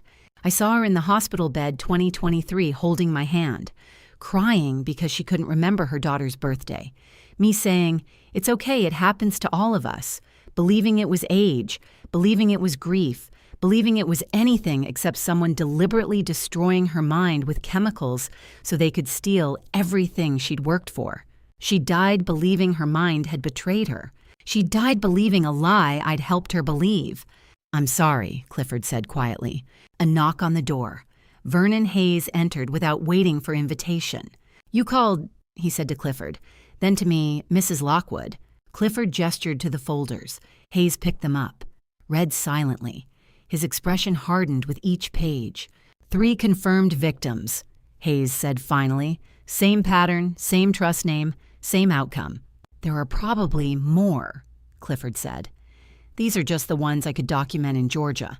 Hayes set the folders down carefully, looked at me. "With these victim files plus what we already have Nash Mercer's footage, the lorazepam pills, the fake passport, Dexter's surveillance behavior, we have probable cause for arrest warrants." "But," I said. He smiled without humor. "But the DA wants audio confession, wants them on tape making the pitch confirming the scheme. With your recording, they're looking at 20 to 35 years. Without it, defense attorneys argue circumstantial evidence." One more piece of evidence. Hayes said, and we move. The question hung in the air between us. Would I wear the wire? Would I walk into whatever trap Serena was setting and let them spring it while law enforcement listened? I'll think about it, I said. That evening alone in my bedroom, I opened my laptop. Email notification waiting. From Dr. Helena Marsh Charleston. Antiques authentication subject. Authentication report immediate attention required. I opened it with shaking hands. The analysis was devastating. 4 oil paintings, modern reproductions, artificially aged using chemical treatments. Pigment analysis dates base materials to 2010s to 2020s manufacture. Market value under $50 per piece. 2 ceramic vases machine-made replicas. Chemical aging compounds detected in glaze. Actual vintage less than 10 years. Market value under $100 combined. Total actual value under $200. Documented sales prices from Thorne and Vance, $8,000 to $15,000 per piece. The phrase artificially aged with chemical treatments echoed in my mind. The paintings, forged and weathered to appear authentic. Me, drugged with lorazepam to appear demented. Both constructed lies designed to deceive appraisers, art experts in one case, family members in the other. Both aged artificially to create the illusion of something valuable that needed protection.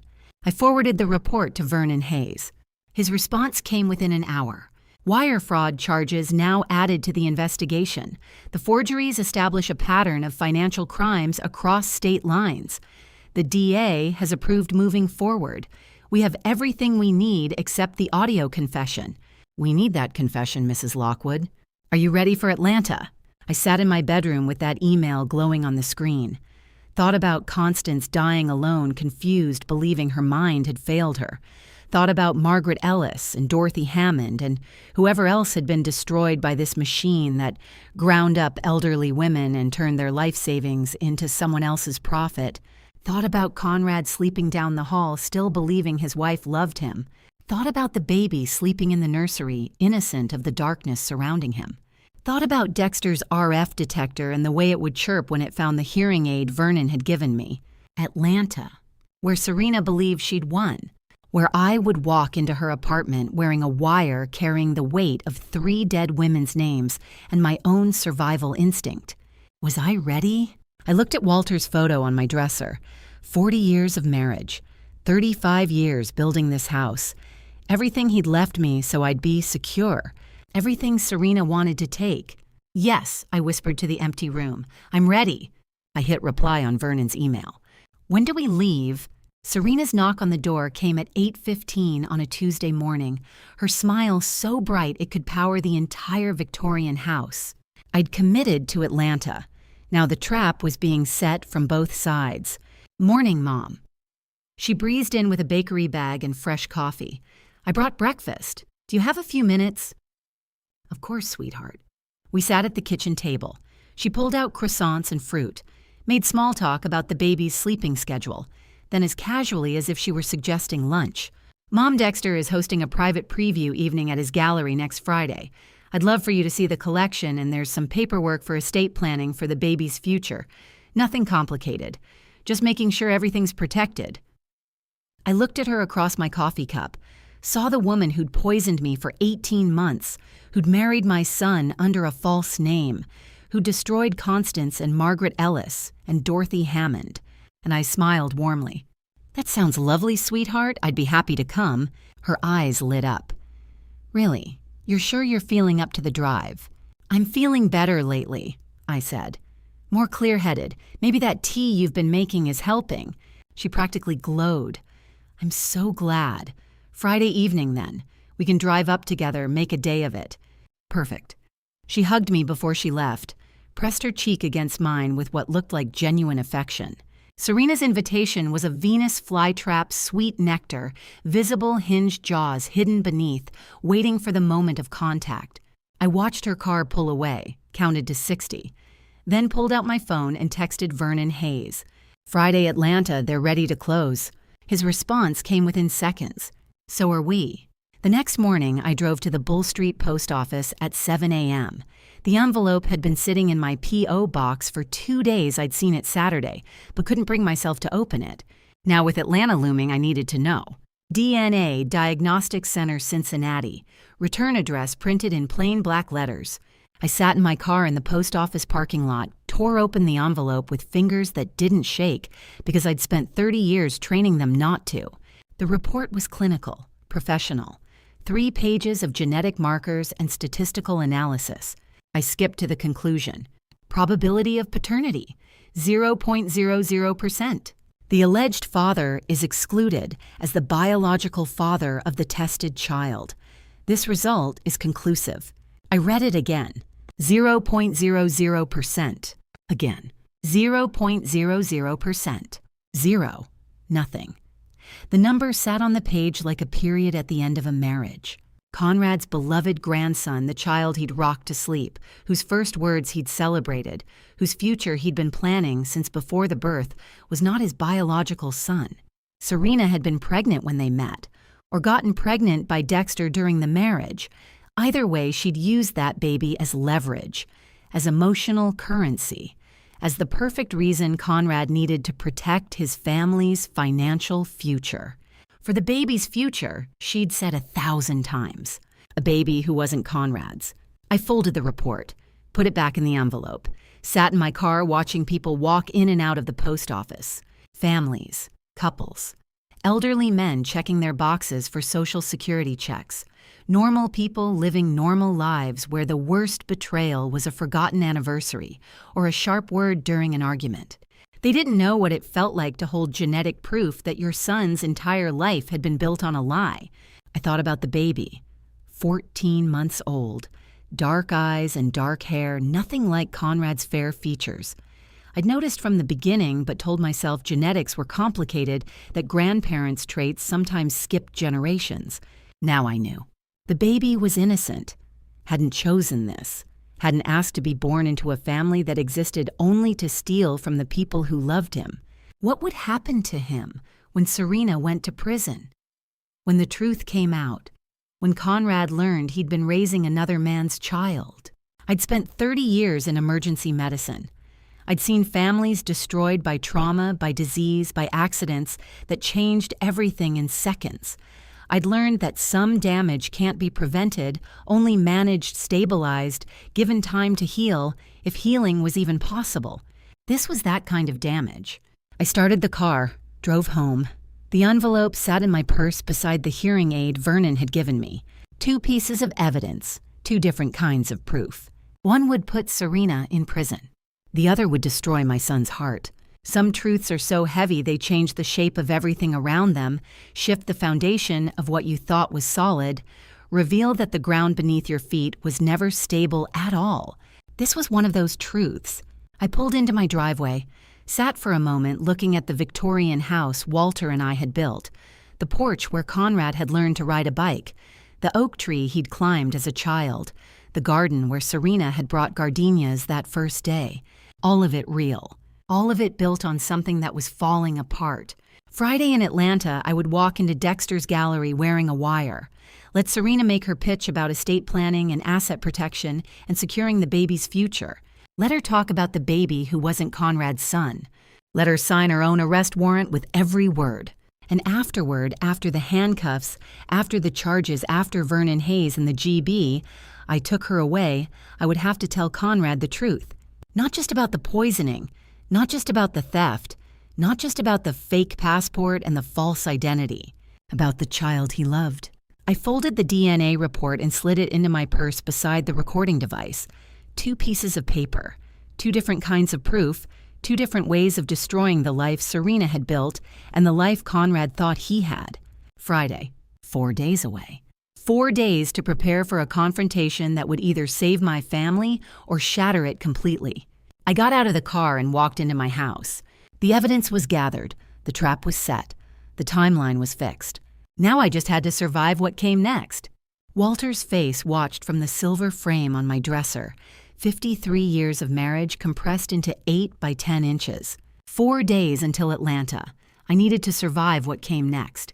That meant taking inventory of how I'd gotten here. May 25th, 5 days before the confrontation. I sat alone in my bedroom with the door closed, mentally cataloging everything that had happened since April 25th, 6 weeks that had transformed me from victim to hunter. Stop drinking the tea. That was first. The night I'd poured it down the bathroom sink while Serena waited downstairs thinking her poison was still working. Sent the DNA samples. Dawn at the 7-Eleven cash for the money order Bull Street post office at sunrise. Clinical precision masking maternal dread. Met with Vernon Hayes. The abandoned nursing home moonlight through broken windows, accepting the recording device that would either save my family or get me killed. Photographed the forgeries, every angle, every signature, every lie hanging on my walls disguised as art. Let Serena continue. Let her think I was confused, compliant, ready to sign whatever papers she put in front of me. 30 years in emergency medicine, I'd handled crises, stabilized patients, made split-second decisions that meant life or death. But I'd never done this, never engineered a trap, never built a case while pretending to be the victim everyone thought I was. For the first time in my career, I wasn't just responding to the emergency. I was creating conditions where the emergency could be resolved on my terms. I looked at Walter's photo, wished he were here. He'd have known what to say to Conrad, how to explain that his wife was a stranger, that his son might not be his son, that everything he'd built his life around was collapsing. "Oh, I wish you were here," I whispered to the photo. "You'd have known what to say to Conrad." But Walter wasn't here. He died 2 years ago, leaving me to face this alone. And I was enough. I had to be. The next evening, Conrad appeared on my front porch. Serena had taken the baby to Atlanta for a doctor's appointment convenient absence that meant we could talk. He sat beside me on the porch swing without asking. We rocked in silence for a few minutes the way we used to when he was young, and something was bothering him, but he didn't know how to say it. Finally, Mom, the passport, the phone number that wasn't Clifford's, the way you've been watching her. Tell me what's happening. How do you tell your son his wife has been poisoning you without also telling him his child isn't his? You tell him enough, not everything, not yet. Your wife isn't who she says she is, I said quietly. Her real name is Rebecca Ann Marsh. She's been setting something up, something that would hurt this family financially. Conrad's jaw tightened. How long have you known? A few weeks. And you didn't tell me. I needed to be sure. I needed evidence, and I needed you to act normal around her so she wouldn't suspect. He was quiet for a long time. The porch swing creaked. Spanish moss swayed in the live oak. What kind of something? He asked finally. She's been trying to get me to sign documents, transfer assets. She made it look like estate planning, but it's theft. Elaborate, carefully planned theft. How elaborate? I thought about Constance. About Margaret Ellis and Dorothy Hammond, about the lorazepam pills and the forged art and the fake passport. Very, I said. This isn't her first time. There are other victims, women who lost everything. Conrad put his face in his hands. I waited. Let him process. 30 years of nursing had taught me when to speak and when to stay silent. When he looked up, his eyes were red but dry. What do you need me to do? Not tell me everything. Not how could you keep this from me. Not are you sure. Just what do you need me to do? My son, Walter's son, choosing trust over questions, choosing to help before he even understood the full scope of what he was helping with. Be normal, I said. 4 more days. Friday I'm going to Atlanta with her. There are people involved, law enforcement. They need to hear her make the pitch on tape. After that, it's over. Law enforcement, Conrad repeated. You're working with police, GBI Financial Crimes Unit. They've been building a case. He nodded slowly. And you're going to wear a wire. Yes. Is it safe? I thought about Dexter's RF detector, about the way he'd swept the dinner table like reflex, about walking into that Atlanta gallery knowing he'd check for recording devices and finding one. Safe enough, I said. Conrad looked at me. Really, looked at me for the first time since sitting down. You've been handling this alone, he said. For weeks, while she was here, while you were pretending everything was fine. I'm a nurse, I said. We're good at pretending everything's fine. He almost smiled. Then, what happens after Friday? Arrests, charges, a lot of very difficult conversations. About her. About everything. I couldn't tell him yet about the DNA results. Couldn't add that weight on top of learning his wife was a stranger. There was only so much a person could carry, and Conrad was already holding enough. He was 30 and looked exactly like the 7-year-old who used to climb into my bed during thunderstorms. Some things don't change. The way his hair fell across his forehead, the way he bit his lip when he was thinking, the way he looked at me when he needed reassurance that the world made sense. I put my arm around him the same way I had during those childhood storms, pulled him close. 4 more days, I said. Can you do that? 4 more days, he agreed. We sat on that porch swing until the sun set, not saying much, just being there. Mother and son, the way we'd been for 30 years. 4 more days until Atlanta.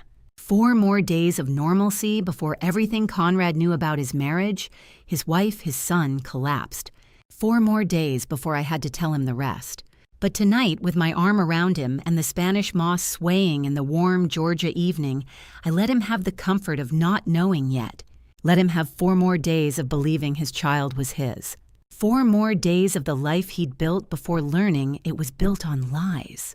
The prepaid phone vibrated twice on the kitchen counter, Detective Hayes, exactly on schedule.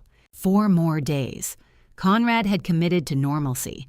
Now the machinery of justice was moving into position. I picked up the phone. Hello?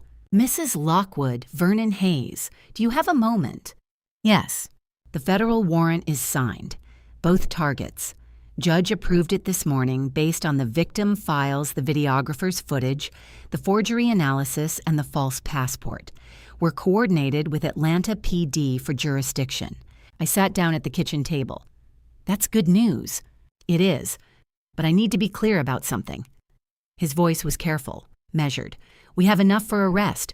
The charges will stick. But the DA is concerned about defense arguments. They'll claim circumstantial evidence, coaching, misunderstanding. Without audio confession, without Serena's own words on tape making the pitch, they'll argue reasonable doubt. Enough for arrest, not enough for conviction. The difference measured in years, hers in prison or theirs. You still don't have to do this, Mrs. Lockwood, Hayes continued. We can arrest them Friday with what we have. You don't have to walk into that gallery. I thought about Constance dying alone, believing her mind had failed her. Thought about Margaret Ellis and Dorothy Hammond. Thought about how many others there might be that Clifford hadn't found yet. Thought about Conrad upstairs still believing his wife loved him, still believing his son was his son. Then I'll get you the confession, I said. Hayes was quiet for a moment. The wire fitting is scheduled for 6:30 Friday morning, GBI field office. I'll be there with the technical team. I'll be there. Mrs. Lockwood, he paused. Thank you for what you're doing. Most people in your position would let us handle it. Most people in my position didn't spend 30 years in emergency medicine, I said. I know how to handle critical situations. Yes, ma'am. See you Friday. I set the phone down, looked at the calendar on the wall. Thursday, May 27th. 2 days until Friday. 2 days until I walked into Dexter's gallery with a recording device and let Serena destroy herself with her own words. Before I tell you what happened on that Friday morning, are you still with me? Comment A, if you think Serena will suspect the wire, or B, if you think she's too confident to notice, and add one short reason why. What comes next includes some recreated details for narrative impact, but the core truth is what matters. If dramatized storytelling isn't for you, this is a good place to stop. Thursday night, May 29th, the night before. I prepared the way I used to prepare before the hardest shifts, methodically, clinically, without letting fear interfere with function. My closet. The navy coat Walter had bought me for my 60th birthday, elegant professional, the kind of thing you wear to sign important papers, which tomorrow I would pretend to do. I laid it on the bed, checked the pockets, empty. The hearing aid device sat in its case on my dresser. I opened it, examined the skin-toned plastic one more time, nearly invisible. Digital recording with remote GBI monitoring. Tomorrow, this tiny piece of technology would either save my family or get me killed. I'd reread Hayes' instructions 3 times. What Serena needed to say on tape. What questions would draw out confession. How to keep her talking if she started to suspect. How to stay calm if Dexter's RF detector started chirping. I thought about everyone who'd helped me get here. Breyer, who'd found the pills and risked everything to show me. Clifford, who'd investigated when he could have looked away. Vernon Hayes, who'd believed an elderly woman reporting a con that hadn't been completed yet. Constance, who hadn't had anyone to help her.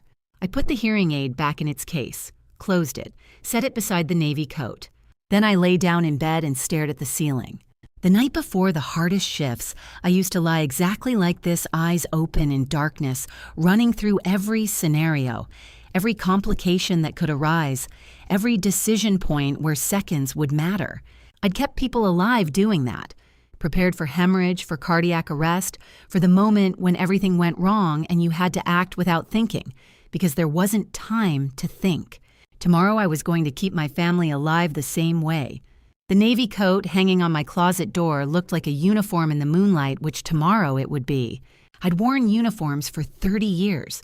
Scrubs in colors that hid blood, lab coats with pockets full of pens and trauma shears, name badges that said RN, and later charge nurse, and finally head nurse. Tomorrow's uniform would be a 65-year-old woman's navy coat and a hearing aid that wasn't quite what it appeared to be. I thought about Conrad down the hall sleeping beside a woman whose real name was Rebecca Ann Marsh. Thought about the baby in the nursery, who didn't know his mother was a stranger and his father wasn't his father. Thought about Walter's photo on my dresser watching me prepare for something he'd never imagined I'd have to do. Thought about every patient I'd ever stabilized, every family I'd ever had to give bad news to, every time I'd had to be the one who stayed calm while everyone else fell apart. This was that, on a scale I'd never faced, but the skills were the same. Assess, plan, execute, adapt when things go wrong. Things would go wrong. Dexter would sweep for devices. Serena might notice something off in my performance. The recording might fail, a dozen variables I couldn't control. But I'd worked in emergency medicine for 30 years. Every shift was a dozen variables I couldn't control. You did the job anyway. I closed my eyes at midnight. Opened them at 4:15. Dawn would come in 90 minutes. Atlanta in 5 hours. The wire fitting appointment at 6:30. The drive north by 8. Dexter's gallery by noon. I got up, showered, dressed in comfortable clothes for the drive, made coffee. The navy coat waited on its hanger. The hearing aid waited in its case. The federal arrest warrant waited in whatever database such things waited in. And I waited for sunrise. Friday morning had arrived with surgical precision and no room for second thoughts. The highway stretches north like a thread pulling her toward everything she's built for 6 weeks, Serena chattering beside her oblivious. I-16 merged into I-75 near Macon, and Serena hadn't stopped talking since we left Savannah at 6:30 that morning. Her voice filled the Camry like background music I'd learned to tune out during medication rounds present, but not requiring my full attention. I kept my hands at 10 and 2, my speed exactly at the limit, my face arranged in what I hoped looked like pleasant interest. Dexter says the Whitmore Gallery only works with collectors who understand provenance. Serena said, flipping down the visor mirror to check her lipstick. That's code for people with serious money. He's very selective about who gets access to pieces like yours. The word provenance sounded rehearsed coming from her mouth. I filed it away, another detail Hayes would want. Another breadcrumb on the trail we were building. That sounds impressive, I said. It is. She snapped the visor back up. Most galleries would take anything. Dexter has standards. The buyers he works with, they want art that appreciates. Investment pieces. Investment pieces. Money laundering, Hayes had called it.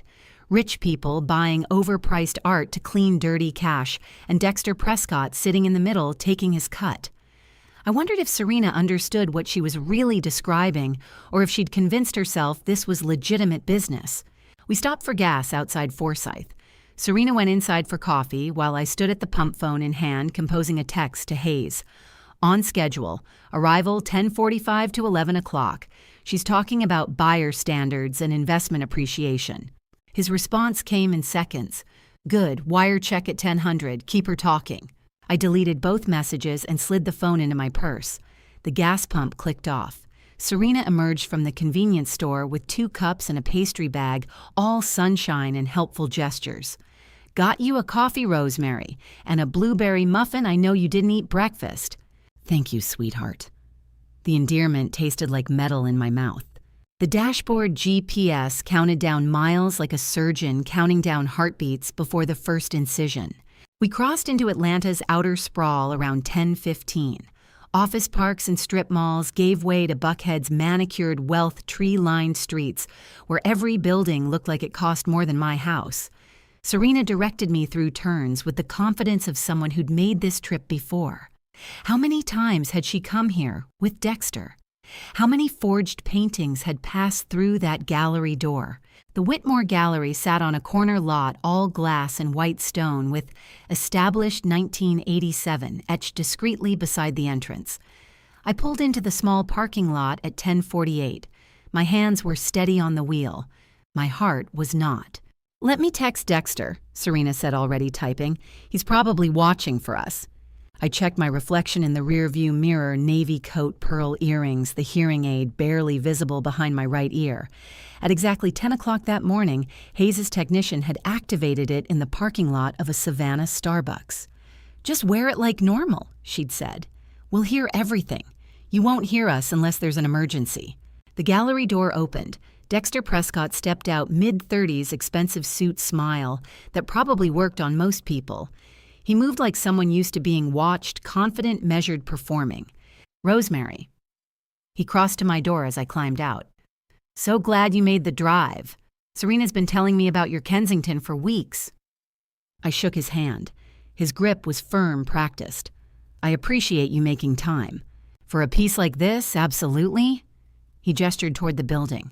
"Come in, please. I have the paperwork ready in our private consultation room." Serena walked beside me, her hand briefly touching my elbow, guiding me or keeping me close. We stepped into the gallery's cool interior. Track lighting illuminated canvases on white walls.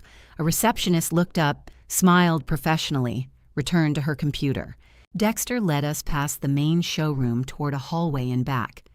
"The Kensington market is very strong right now," he said over his shoulder. "My buyer specializes in mid-century American landscapes. He's prepared to move quickly." "That's wonderful," I said.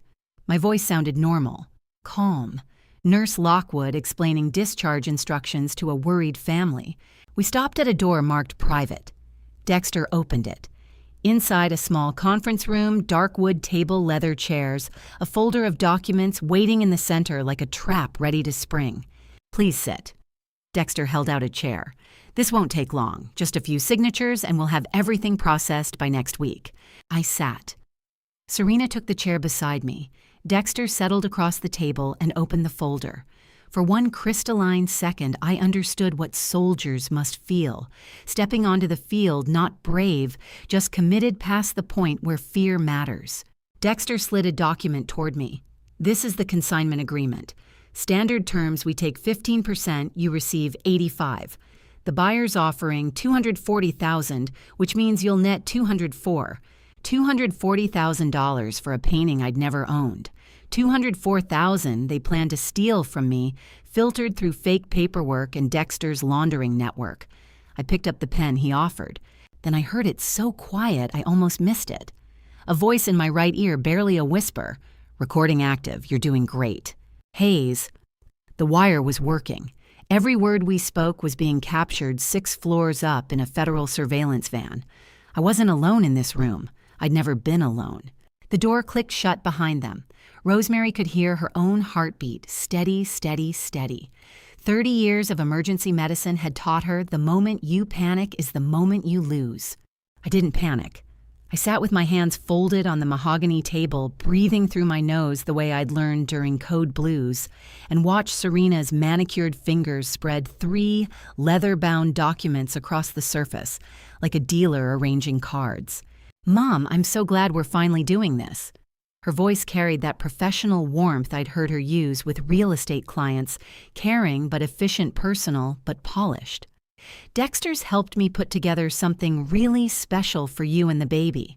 Dexter nodded, his smile perfectly calibrated. "Estate planning isn't just for the wealthy, Rosemary. It's about protecting what matters." Serena rotated the center document toward me. Embossed letterhead Thorne and Vance Family Arts Trust. Legal language filled the pages in dense paragraphs that would intimidate most people my age. That was the point I realized make it look so legitimate that questions feel foolish. "This is a family arts trust." Serena began, her finger tracing the header. "It's designed specifically for people like you who have both financial assets and valuable personal property, art heirlooms, things with sentimental and monetary value." I leaned forward slightly, playing my role. "I'm not sure I understand the difference between this and a regular will." "Great question." Serena's eyes lit up. I'd given her the opening she wanted. "A will goes through probate, which means courts, delays, legal fees, eating into what you leave behind. This trust bypasses all of that. Your assets transfer immediately to the designated beneficiary, in this case, a protected account for your grandchild." Dexter slid a second document forward. "There are also significant tax advantages. Estate taxes can consume up to 40% of your assets if you're not careful. The trust structure shields everything." 40%. The number was designed to frighten. I watched Serena's face, the practiced concern, the rehearsed empathy. This wasn't improvisation. Every word had been tested, refined, perfected. The pitch was legally sophisticated enough to pass scrutiny if anyone reviewed the paperwork later. Probate protection was real. Tax advantages existed. Legacy planning was legitimate financial strategy. They'd wrapped the fraud in enough truth that my own attorney might have nodded along during the first explanation. "And the Kensington sale fits into this how?" I asked. "Perfectly," Serena said. "The painting sells, the proceeds go directly into the trust instead of your personal account. No tax event, no reporting complications. Clean and simple." I nodded slowly, letting her think I was following, but not quite grasping the full picture. "What about my other assets? My savings, the retirement accounts. All of it can be protected." Serena turned to the third document. The real one, I suspected, the one that would actually steal everything. "We'd roll your insurance payout, your retirement funds, everything into the trust. Your house would stay in your name for your lifetime, but with usage rights that ensure you're never forced to sell for medical or care costs. It all eventually transfers to the baby. $310,000. The number sat on the page in neat legal type. My entire financial life reduced to a figure they'd already spent in their planning. How many times had Serena rehearsed this presentation? 3 victims before or more. "It sounds complicated," I said. "It's actually simple once you understand it." Serena's hand covered mine, warm, reassuring daughter-in-law who cared. "Think of it like this right now. If something happened to you, Conrad and I would inherit directly. But with a new baby, that means his inheritance gets mixed into our marital assets, our debts, our financial situation. If we got divorced, God forbid, or had business problems, your legacy could be affected." She was good. The logic was almost compelling. Protect the grandchild from the parents' potential financial mistakes. Except the grandchild would never see a penny. "The trust creates a firewall," Dexter added. "Your grandson's inheritance stays completely separate, managed by professional trustees until he reaches 25. By then, it will have grown substantially through strategic art investments. Art investments. More forgeries, more fraud, more victims." I imagined Constance Whitfield sitting in a room like this one, hearing the same pitch, signing the same documents. Had she asked careful questions?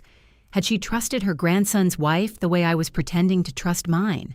"Who are the trustees?" I asked. "Thorne & Vance is a registered firm out of Charlotte," Dexter said. "They specialize in arts-related estate management. Very reputable."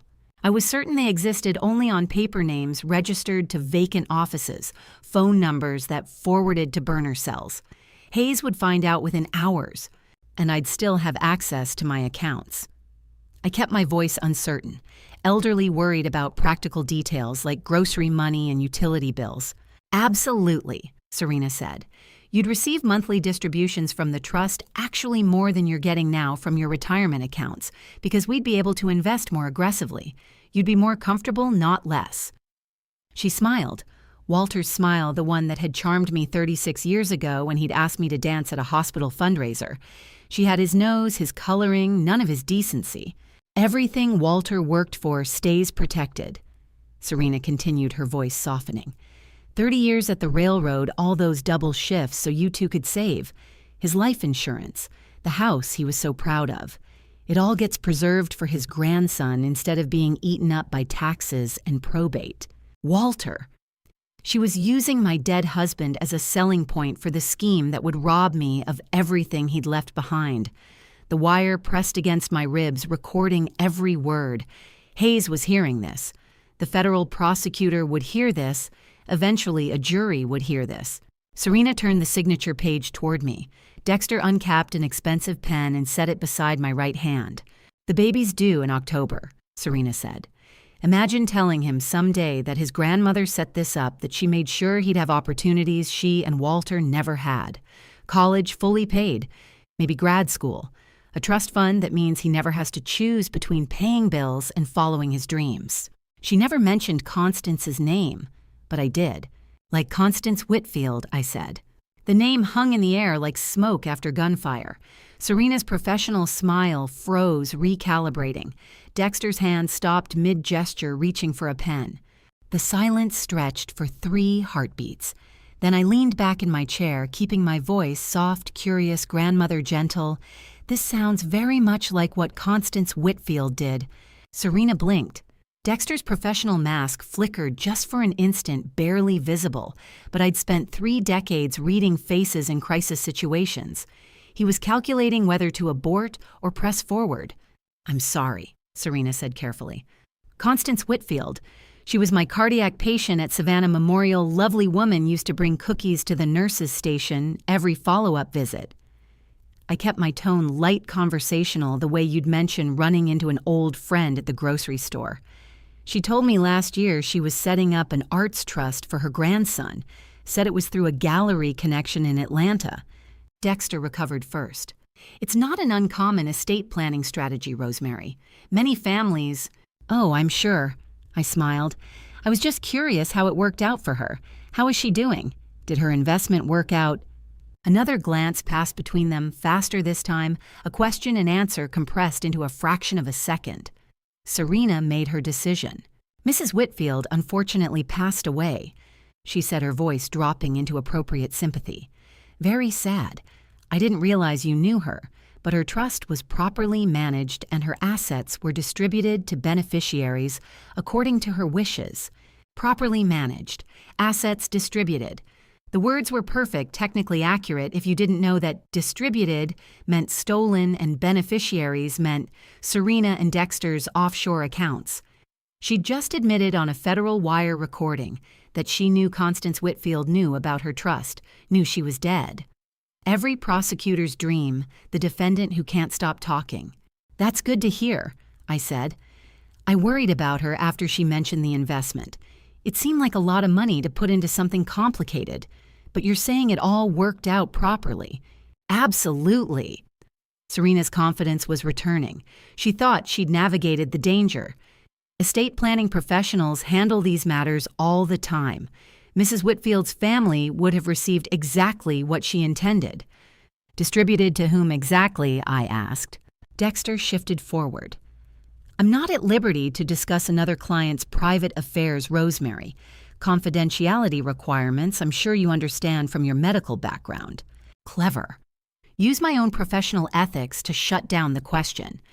But he'd already given me what I needed: confirmation that Constance had been their client, that her money had gone through this same process, that both of them knew exactly what had happened to her assets. I nodded slowly. Of course. I didn't mean to pry. Not at all. Serena reached across the table and squeezed my hand. I think it's sweet that you remember your patients so well. That's the kind of caring person you are, Mom. That's why this trust is so important. It protects that caring nature from people who might take advantage. The irony was so thick, I could taste it. Vernon Hayes' voice murmured in my right ear. Quiet relieved the sound of a detective hearing exactly what he needed. Perfect. Keep going. Serena pulled the final document toward her, the one with signature lines and thumbprint boxes.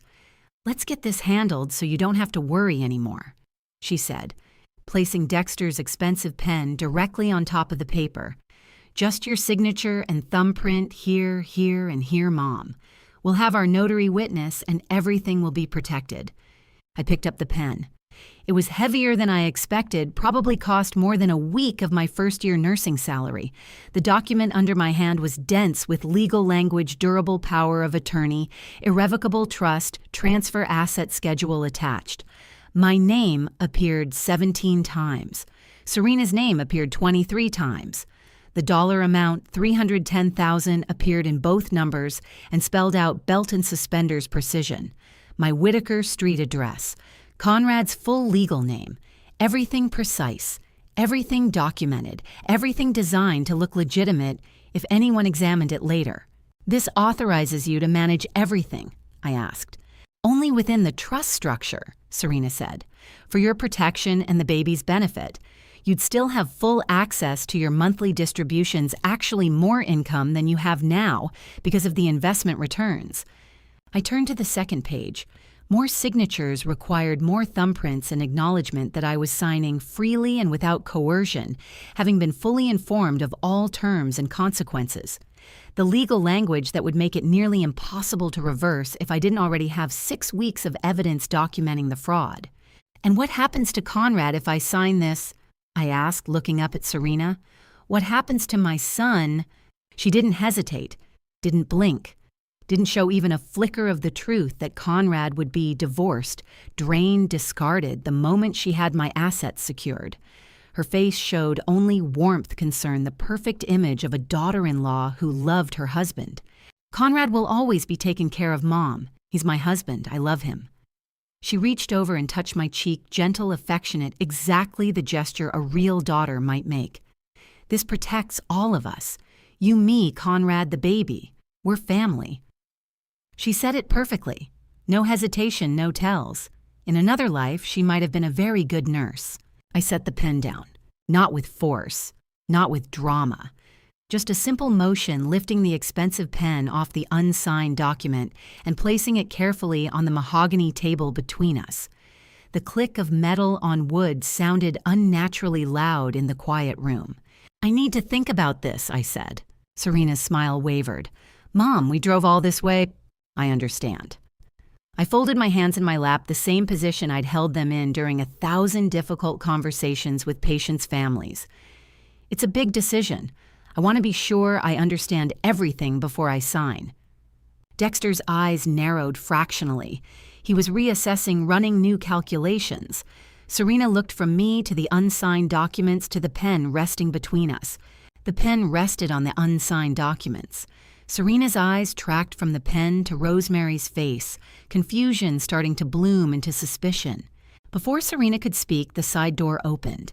The beeping started soft, then louder. Dexter's scanner pointed directly at me, red light flashing. Time compressed. Every sound sharpened. The device in his hand looked like a handheld radio, crossed with a phone, small black rectangle with a display screen and antenna. The beeping accelerated as he moved it in an arc across the room, slowing when it pointed at me. Serena, he said quietly. There's a signal. Something in this room. My hearing aid. The wire pressed against my collar. 6 weeks of work. Hayes listening from the surveillance van. Every confession we'd just recorded. All of it about to collapse because Dexter Prescott was more careful than we'd anticipated. Serena's face went white. What are you... Stay there. Dexter moved around the table toward me, scanner extended. The beeping became a steady tone. He stopped 3 feet away, looking at me with the professional assessment of someone used to finding things people wanted hidden. I didn't freeze. I didn't panic. 30 years of emergency medicine had taught me that survival often depends on moving toward the problem instead of away from it. I reached up to my right ear, yanked the hearing aid out with an expression of pure annoyance, and set it forcefully on the mahogany table. "That blasted thing has been squealing all morning," I said, letting frustration sharpen my voice. "Battery must be wrong. Is that what's causing your noise?" Dexter picked up the hearing aid. The scanner's tone shifted, became intermittent. He turned the device over in his fingers, examining it from every angle: the battery compartment, the speaker, the microphone inlet. Behind him, Serena stood frozen, calculating whether to run or stay. The scanner beeped twice more, then went silent. "Just her hearing aid," Dexter said, finally setting it back on the table. He looked at Serena, something passing between them, a question about whether to continue or abort. "Sorry. Habit. We've had issues with people recording consultations without permission. For liability reasons," Serena added quickly, her professional smile reconstructing itself. "You understand." I understood perfectly. They checked every victim for wires for recording devices, for any evidence that might surface later. The hearing aid had been Hayes's brilliant misdirection plant, the obvious surveillance device where they'd find it, make them think they'd caught everything. The actual wire sewn into my collar with a microphone the size of a shirt button had never registered on Dexter's scanner. The scanner stopped beeping. My heart didn't. "Of course," I said, putting the hearing aid back in my ear with a slight wince. "I should probably get the battery checked anyway. It's been acting up." Dexter returned to his chair, setting the scanner on the table beside the unsigned documents. He was satisfied now he'd checked, found the obvious device, confirmed it was just medical equipment. Serena settled back into her presentation posture, but something in her eyes had shifted. The suspicion from earlier hadn't disappeared. It had just been temporarily overridden by relief that the room was clean. "So, Mom," she said, gesturing at the documents, "shall we finish this? I know the hearing aid distraction was annoying." I looked at the papers. My name, Serena's name, $310,000 that I'd never see again if I signed. Conrad's future destroyed. Constance Whitfield's fate becoming my own. "I have a question first," I said. "In your professional experience with clients like Constance Whitfield, with people who trusted you completely, has this arrangement always worked out the way you promised?" Serena's smile wavered for just a second. Dexter shifted in his chair. "Every client who followed our guidance was protected." "Mom," Serena said carefully, "the ones who hesitated, who didn't trust the process, those are the ones who lost out." "Lost out? How?" "They missed opportunities. Estate taxes ate their inheritance. Probate courts delayed transfers for years. Everything we're trying to help you avoid." I nodded slowly. "But the ones who did trust you, the ones who signed everything, transferred everything, did exactly what you recommended, like Constance. Are they happy with how things turned out?" The room got very quiet. Dexter's hand moved fractionally toward the scanner, then stopped. Serena studied my face, trying to determine how much I actually knew versus how much I was fishing for. "The clients who trust us completely see the best outcomes," she said. "Even the ones who can't complain anymore." The words hung between us. Serena's professional mask flickered just for an instant. I saw the calculation underneath. She was deciding whether to keep lying or whether she'd already won, whether I was truly suspicious or just elderly and confused. She chose wrong. "Mom, I don't know what you're implying." Her voice cooled by exactly 5 degrees. Constance Whitfield was a client who made her choices. We provided professional services. We can't be responsible for people who don't understand the long-term vision or who don't follow medical advice from their own doctors. If she had health issues, that's unfortunate, but it's not connected to proper estate planning. There it was, the confession we needed. Not an admission of murder, they'd been too careful for that, but an acknowledgement of Constance as a client, a dismissal of her death as unconnected to their actions, the cold business logic of someone who'd done this before and expected to do it again. Every word was being recorded. Every syllable would play in a federal courtroom. "We can't be responsible." I heard those words like a flat line on a monitor, clear, final, and requiring immediate action. I see, I said quietly. Serena pushed the documents toward me again. So let's protect you the same way we protected her estate. Before it's too late.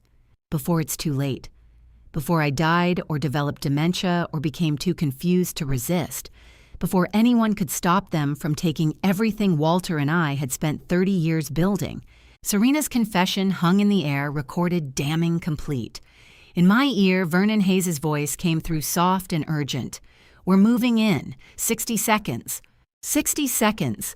I picked up the red pen from the document stack and drew a single line through the first signature block firm surgical final. Serena watched the red ink slash across the page. Mom, what are you... I drew another line, then another, crossing out each signature block, each thumbprint box, each carefully forged clause that would have transferred everything Walter and I built into their hands. The pen moved with the same precision I'd used, marking patient charts for 30 years, decisive, irreversible, documented. I'm not signing this, Serena, I said. My voice came out different than it had all morning. No tremor, no elderly uncertainty, no grandmother warmth, just cold, clear truth. I've never been going to sign this. She froze. Dexter's hand moved toward his scanner again. I know about Constance Whitfield. I continued still marking red lines through the fraudulent documents. I know about 3 other women in Clifford Thornton's files, Patricia Brennan, Margaret Coles, Eloise Hunt, different galleries, different trusts, same pattern. I know about Rebecca Ann Marsh. That's your real name, isn't it, before you married Conrad? Before you decided elder financial exploitation was a better career than whatever you were doing in Charlotte. The color drained from Serena's face. She looked at Dexter a glance that asked whether to run or bluff. He was already calculating exit strategies. I know you've been poisoning me with lorazepam, I said. Making me confused, forgetful, creating a paper trail for dementia I don't have. I know about the forged paintings you're selling through this gallery. I know Conrad's not the baby's father. Serena stood up. You don't know anything. You're a confused old woman who... And I know everything you just said about Constance has been recorded. I reached up and touched my collar where the actual wire had been hidden all morning. Not in the hearing aid Dexter had found that had been the decoy, the obvious plant designed to make them feel safe. Every word, every confession, since the moment you sat down. I watched her face change. The professional warmth evaporated. The daughter-in-law mask cracked and fell away. What remained underneath was cold calculation, turning into cornered animal panic. You're bluffing, Dexter said, but his voice betrayed doubt. He grabbed for his scanner. The door exploded inward. Federal agents, Atlanta police, the cavalry I'd been waiting for. Vernon Hayes came through first badge, raised 3 GBI agents behind him. 4 Atlanta PD officers flanked the sides. The small private room filled with bodies and authority, and the weight of consequences finally arriving. Serena Lockwood, Dexter Prescott. Hayes said, his voice carrying the formal weight of federal power. You're under arrest for wire fraud, elder financial abuse, identity theft, and conspiracy to commit fraud across state lines. 2 agents moved on Serena. She tried to back away, hit the wall, had nowhere to go. The handcuffs clicked around her wrists with a sound like falling locks. You have the right to remain silent, the agent said. Serena wasn't silent. She turned on me with a fury that would have been terrifying if I hadn't spent the last 6 weeks documenting every crime she'd committed. The sweet voice was gone. The caring daughter-in-law had vanished. What remained was raw and vicious. You think this is over, she screamed as they pulled her toward the door. You have no idea what you've done, you stupid old woman. You have no idea. The agent moved her forcibly toward the exit. She fought against the handcuffs, still screaming, face contorted with rage. Every wealthy patron in the gallery floor beyond turned to stare. Gallery staff stood frozen between paintings that were probably forged, watching one of Dexter's primary accomplices being arrested in real time. Dexter went quieter. Professional to the end. He didn't resist the handcuffs, didn't shout threats. He just looked at me with the cold assessment of someone realizing he'd been outplayed by a 65-year-old retired nurse. Smart, he said quietly as they read his rights. The hearing aid was smart. 30 years in emergency medicine, I said. You learn to think 3 steps ahead. Hayes crossed to me, his weathered face showing relief and professional satisfaction. You did good, Rosemary, real good. We got everything we needed: Constance's name, the trust admission, her dismissal of the victim's death. That's federal wire fraud, elder abuse, and we've got her on tape admitting she knew Whitfield was dead. Combined with the lorazepam evidence, the forged documents, Dexter's money laundering operation, they're done. I nodded. My hands were shaking now that it was over. The adrenaline that had carried me through the last hour was draining away, leaving exhaustion in its place. There's someone here who wanted to see you, Hayes said. The agents parted. Conrad stood in the doorway. My son. 30 years old, Walter's eyes looking like he'd aged a decade in 6 weeks. Vernon had brought him to Atlanta without telling me, had given him the right to witness his wife's arrest, to see the truth with his own eyes instead of hearing it secondhand. Conrad crossed the room in 3 strides and wrapped his arms around me. He was crying. I could feel him shaking, could hear the grief and relief and confusion all mixed together in the way he held on like he was drowning, and I was the only solid thing in the world. I'm sorry, he whispered. I'm so sorry I didn't believe you. I'm so sorry. You were being drugged too, I said, holding him tight. It's not your fault. For the first time in 37 days, I stopped being a nurse and just let myself be his mother. Serena was led away in handcuffs through the gallery of fake paintings, screaming threats while wealthy patrons stared. I stood in Conrad's arms watching the woman who tried to steal everything disappear through glass doors into a waiting police car. The police car disappeared around the corner. Serena's screaming finally cut off by distance and closed doors. Vernon said something about statements tomorrow. I nodded. Conrad's arm stayed around my shoulders all the way to his car. The hotel room was too quiet after the sirens. The shouting, the handcuffs, just mother and son, and the envelope I'd been carrying for 8 days. We'd driven to a Holiday Inn near the airport in silence. Conrad had checked us into adjoining rooms, ordered takeout neither of us wanted. Now the food sat cooling on the small table between the beds while I pulled the lab envelope from my purse. There's something else you need to know, I said. He looked at the envelope, then at my face. The DNA results from the hair samples I collected. I set it on the table next to the untouched Chinese food. I had them tested against yours. Conrad stared at the envelope like it might contain a bomb. In a way, it did.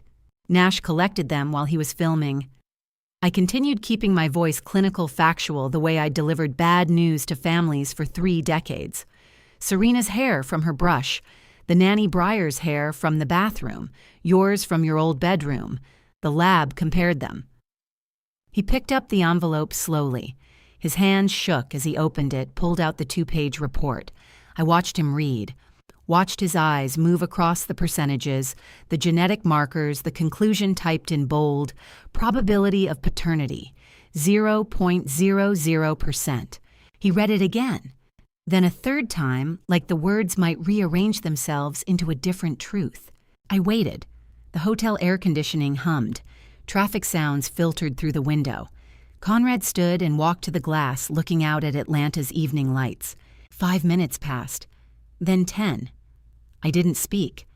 30 years of nursing had taught me that silence is sometimes the only right care, so I offered none of the empty comfort that would have cheapened his grief.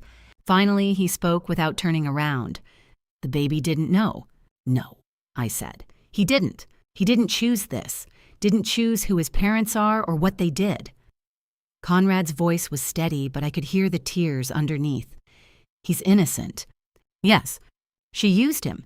Used the pregnancy to get close, to make herself family, to make me defend her when you...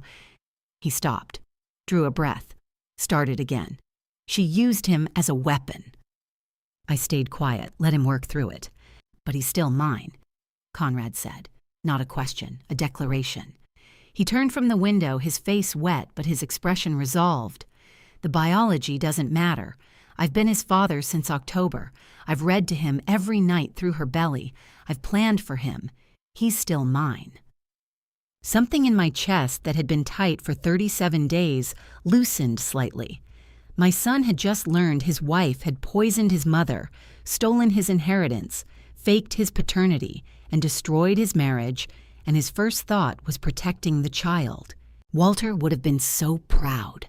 Then we'll make sure he's taken care of, I said. Whatever happens with the trial, with custody, with Serena's sentence, we'll make sure he's safe. Conrad nodded, sat down heavily on the bed. The envelope lay between us, its truth delivered and absorbed. We sat in that quiet hotel room until the food went completely cold and neither of us suggested eating. Monday morning, June 2nd, Clifford called while I was making coffee in the Victorian house kitchen.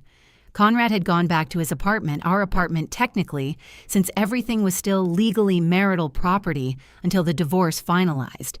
The house felt empty without him, but good empty. Clean empty.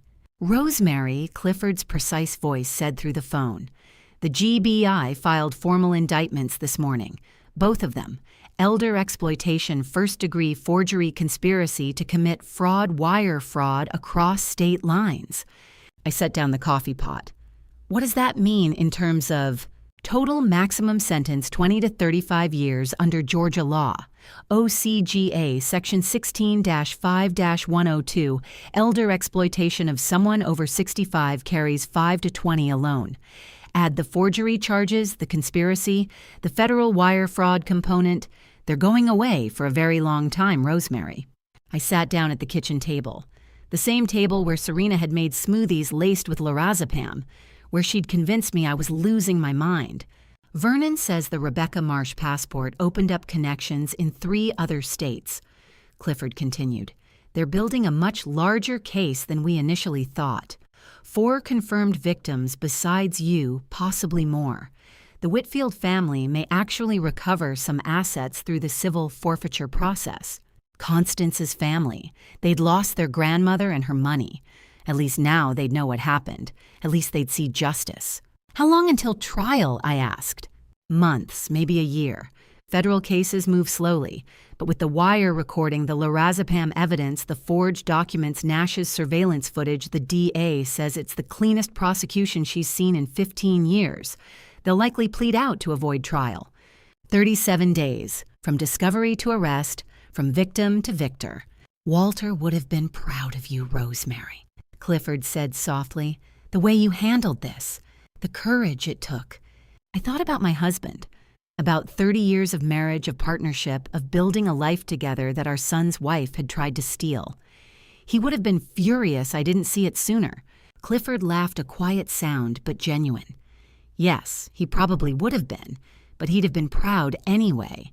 We talked for a few more minutes about paperwork depositions, the protective order that kept Serena from contacting anyone in our family. When I hung up, the morning sun was streaming through the kitchen window, hitting the floor in warm squares, the way it had for the 40 years Walter and I had lived in this house. I walked to the living room and sat in Walter's chair, the green wingback he'd read the newspaper in every morning, where he'd dozed during evening television, where I'd found him sleeping peacefully the night before his heart attack. For the first time in 37 days, I let myself feel that it was actually over. It wasn't over, of course. There would be depositions, court dates, healing that took longer than 37 days to undo. But the immediate crisis had passed, and I could finally think about the people I'd hurt in the process of protecting them. I found Briar folding laundry in the kitchen 2 weeks later and asked the question I'd been holding since Atlanta. Would you like to stay? She looked up from the dish towels, 23 years old and careful in the way young people get when adults have disappointed them. Stay as nanny.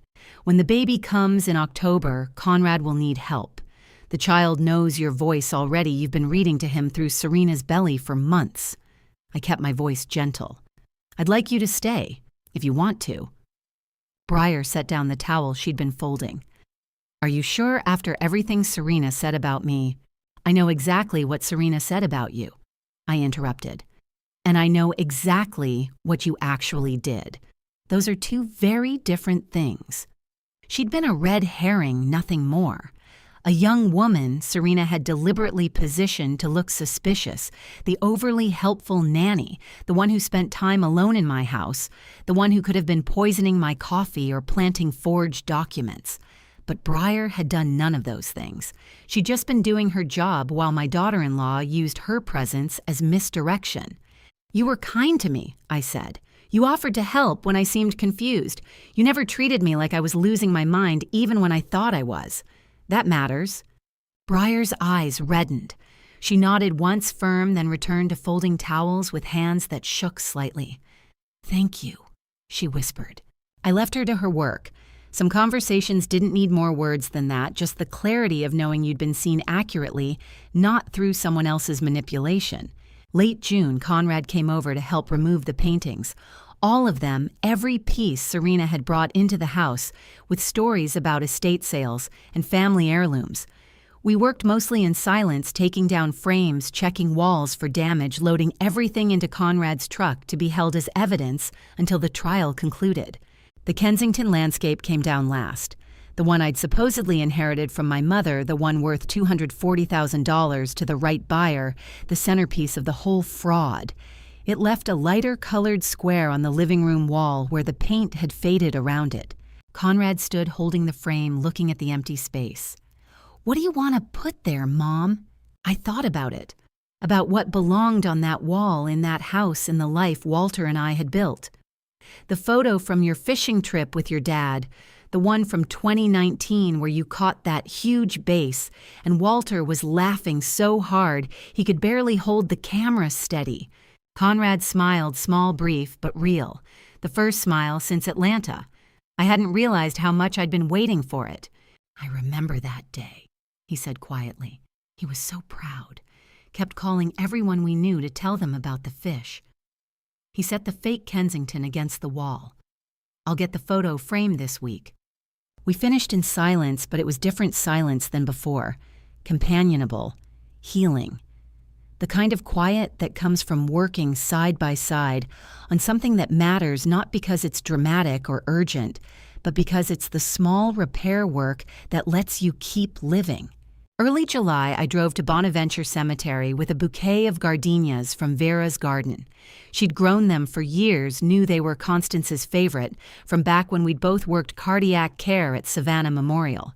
Constance used to wear gardenia perfume subtle, elegant, the scent that made patients feel cared for before she even spoke. The cemetery was quiet on a Tuesday morning. Tourists didn't arrive until afternoon, and the local families who tended graves came mostly on weekends.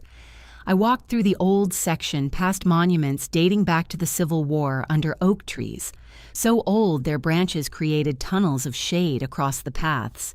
Constance's grave was simple. Her grandson, her real grandson, not the one who'd married the woman who killed her, had chosen a modest headstone with her name dates and a single line, "Beloved grandmother, skilled healer, generous heart." I knelt and placed the gardenias at the base of the stone. The white flowers looked impossibly clean against the weathered granite. "They won't get away with it, Constance," I whispered. "Not completely. Not anymore." Vernon had told me that Constance's family had been informed of the case. They were pursuing civil action to recover what they could through asset forfeiture, probably pennies on the dollar, after everything had been laundered through Dexter's gallery network. Not enough. Never enough. But all that could be done. I stayed kneeling there for a long time, thinking about the woman who'd brought cookies to the nurses' station, who'd trusted the wrong people in her final years, who died believing her grandson's wife had cared about her legacy. The gardenias on Constance's stone would wilt by tomorrow, but the act of placing them mattered more than their lifespan. Some gestures exist only to be made. When I finally stood, my knees protested. 65 and still healthy, still sharp despite 6 weeks of low-dose poisoning still here, when Serena had tried to rob me of everything, including my mind. I'd won. But standing at Constance's grave, the victory felt incomplete. She should have won too. Patricia Brennan should have won. Margaret Coles and Eloise Hunt, the other victims in Clifford's files, they all should have survived their encounters with Rebecca Ann Marsh. But they hadn't had suspicious sons-in-law, hadn't thought to document the confusion, hadn't caught the pattern before it was too late. I left the gardenias on Constance's headstone and walked back through the cemetery the long way under the old oak trees. The same route Walter and I used to walk on Sunday mornings after church, when we'd come to pay respects to his parents, and then wander the paths just to be together in the quiet. I could almost feel his hand in mine, not grief anymore, just memory integrated and carried forward. And I kept walking. I kept walking through July, through August, through the depositions and court filings, and slow reconstruction of a life that had been systematically dismantled. And by December, when the Friday afternoon light fell warm across the porch, like nothing had ever been wrong, I could almost believe it hadn't been. 6 months had passed since Atlanta, and the healing showed in small ways. Vera sat on the porch swing with a plate of homemade pound cake balanced on her lap, telling me about the Magnolia House deal that had finally closed after months of negotiations. "New owners from Charleston," she said, pushing the swing gently with her foot. "Very nice people.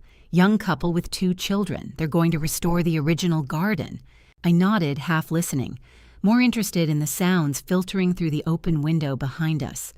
Inside, Briar was encouraging the baby to reach for a soft toy, her voice patient and warm. "Come on, sweetheart, you can do it. Just a little farther." The baby, Walter Conrad Lockwood, named for both grandfathers, though only one was actually his, had been born in October.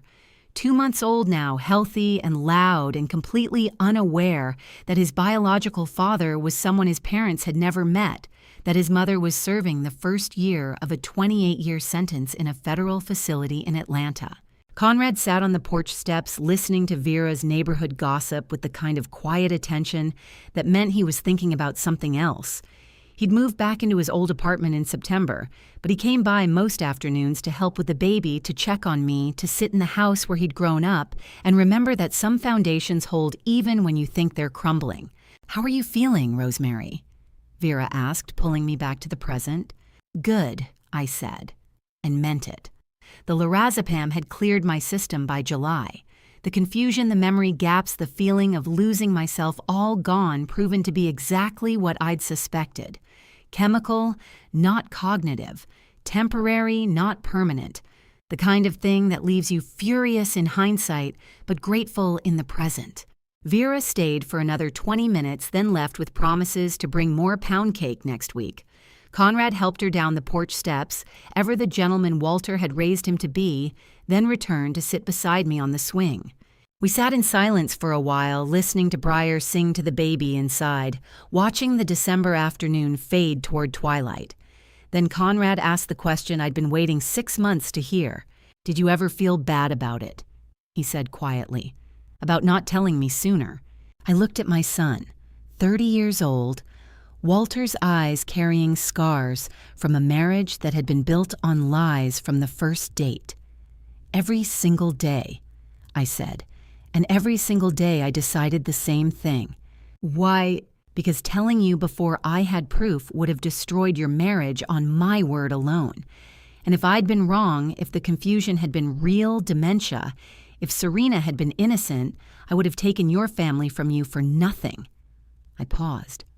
Some choices don't have right answers, just necessary ones. Conrad didn't need me to have been perfect, just needed me to have been his mother, making impossible choices the best way I knew how. He nodded slowly. "Then, Dad would have done exactly what you did, wouldn't he?"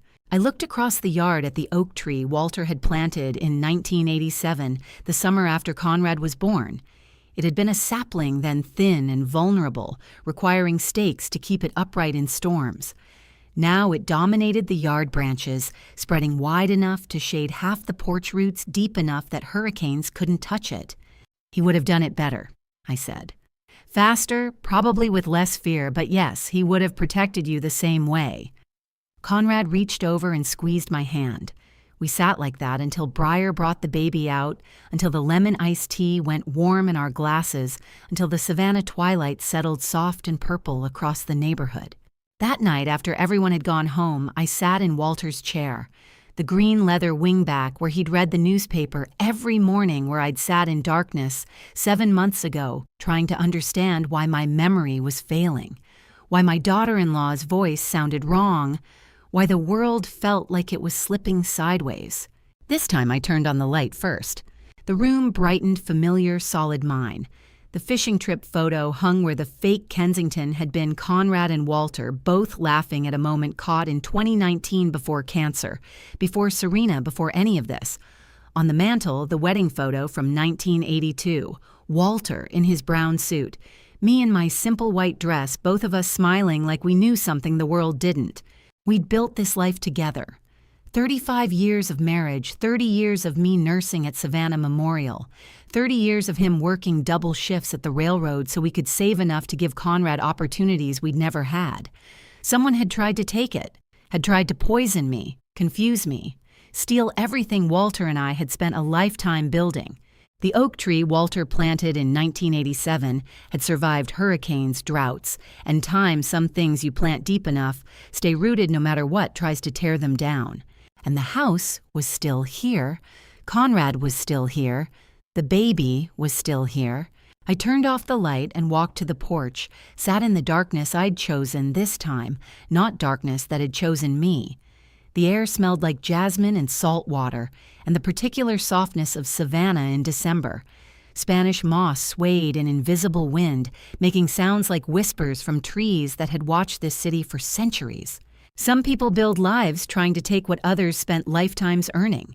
Some people spend lives learning how to protect what matters. Walter had taught me that. 30 years of emergency medicine had confirmed it that sometimes survival requires staying calm when everything screams at you to panic, that sometimes the only way to save someone is to do the hard thing they'll hate you for until they understand it saved them. And on a Friday night in April, when Conrad's trembling voice came through my phone, asking if his mother was losing her mind, I'd finally understood what all of it had been for. Not the career, not the savings, not even the house, just this. The ability to recognize a threat, document it carefully, and dismantle it completely before it could destroy the people I loved. I sat on the porch in the soft Savannah darkness listening to Spanish moss sway in December wind and let myself rest. And to you listening to my story, remember this sometimes. The people closest to us are the ones we need to protect ourselves from. Looking back, I made mistakes. I doubted my own mind when I should have trusted my nursing instincts from day one. I waited too long to tell Conrad the truth because I was afraid of hurting him. But protecting someone you love sometimes means doing the hard thing they'll hate you for until they understand it saved them. Don't make my mistake of staying silent when something feels wrong. This wasn't just grandma revenge or getting even. This was raw revenge in its truest form, fighting back when you're most vulnerable. Some call it raw revenge, but I call it survival. I believe God gave me 30 years of nursing training for a reason, and that reason became clear when my family needed me most. The lesson isn't about revenge, it's about protection. Trust your instincts. Document everything. Never let anyone make you doubt your own mind, especially when something feels wrong. If this story resonated with you, please leave a comment below. What would you have done in my situation? Share this with someone who might need to hear it, especially if they're caring for elderly parents or dealing with family betrayal. And if you believe in stories about grandma revenge and standing up for what's right, subscribe to Her Family Revenge for more real-life lessons. Thank you for staying until the very end. Your time means everything to me. Remember, some details have been adjusted for storytelling, but the heart of this message, protecting family from those who would harm them, remains true.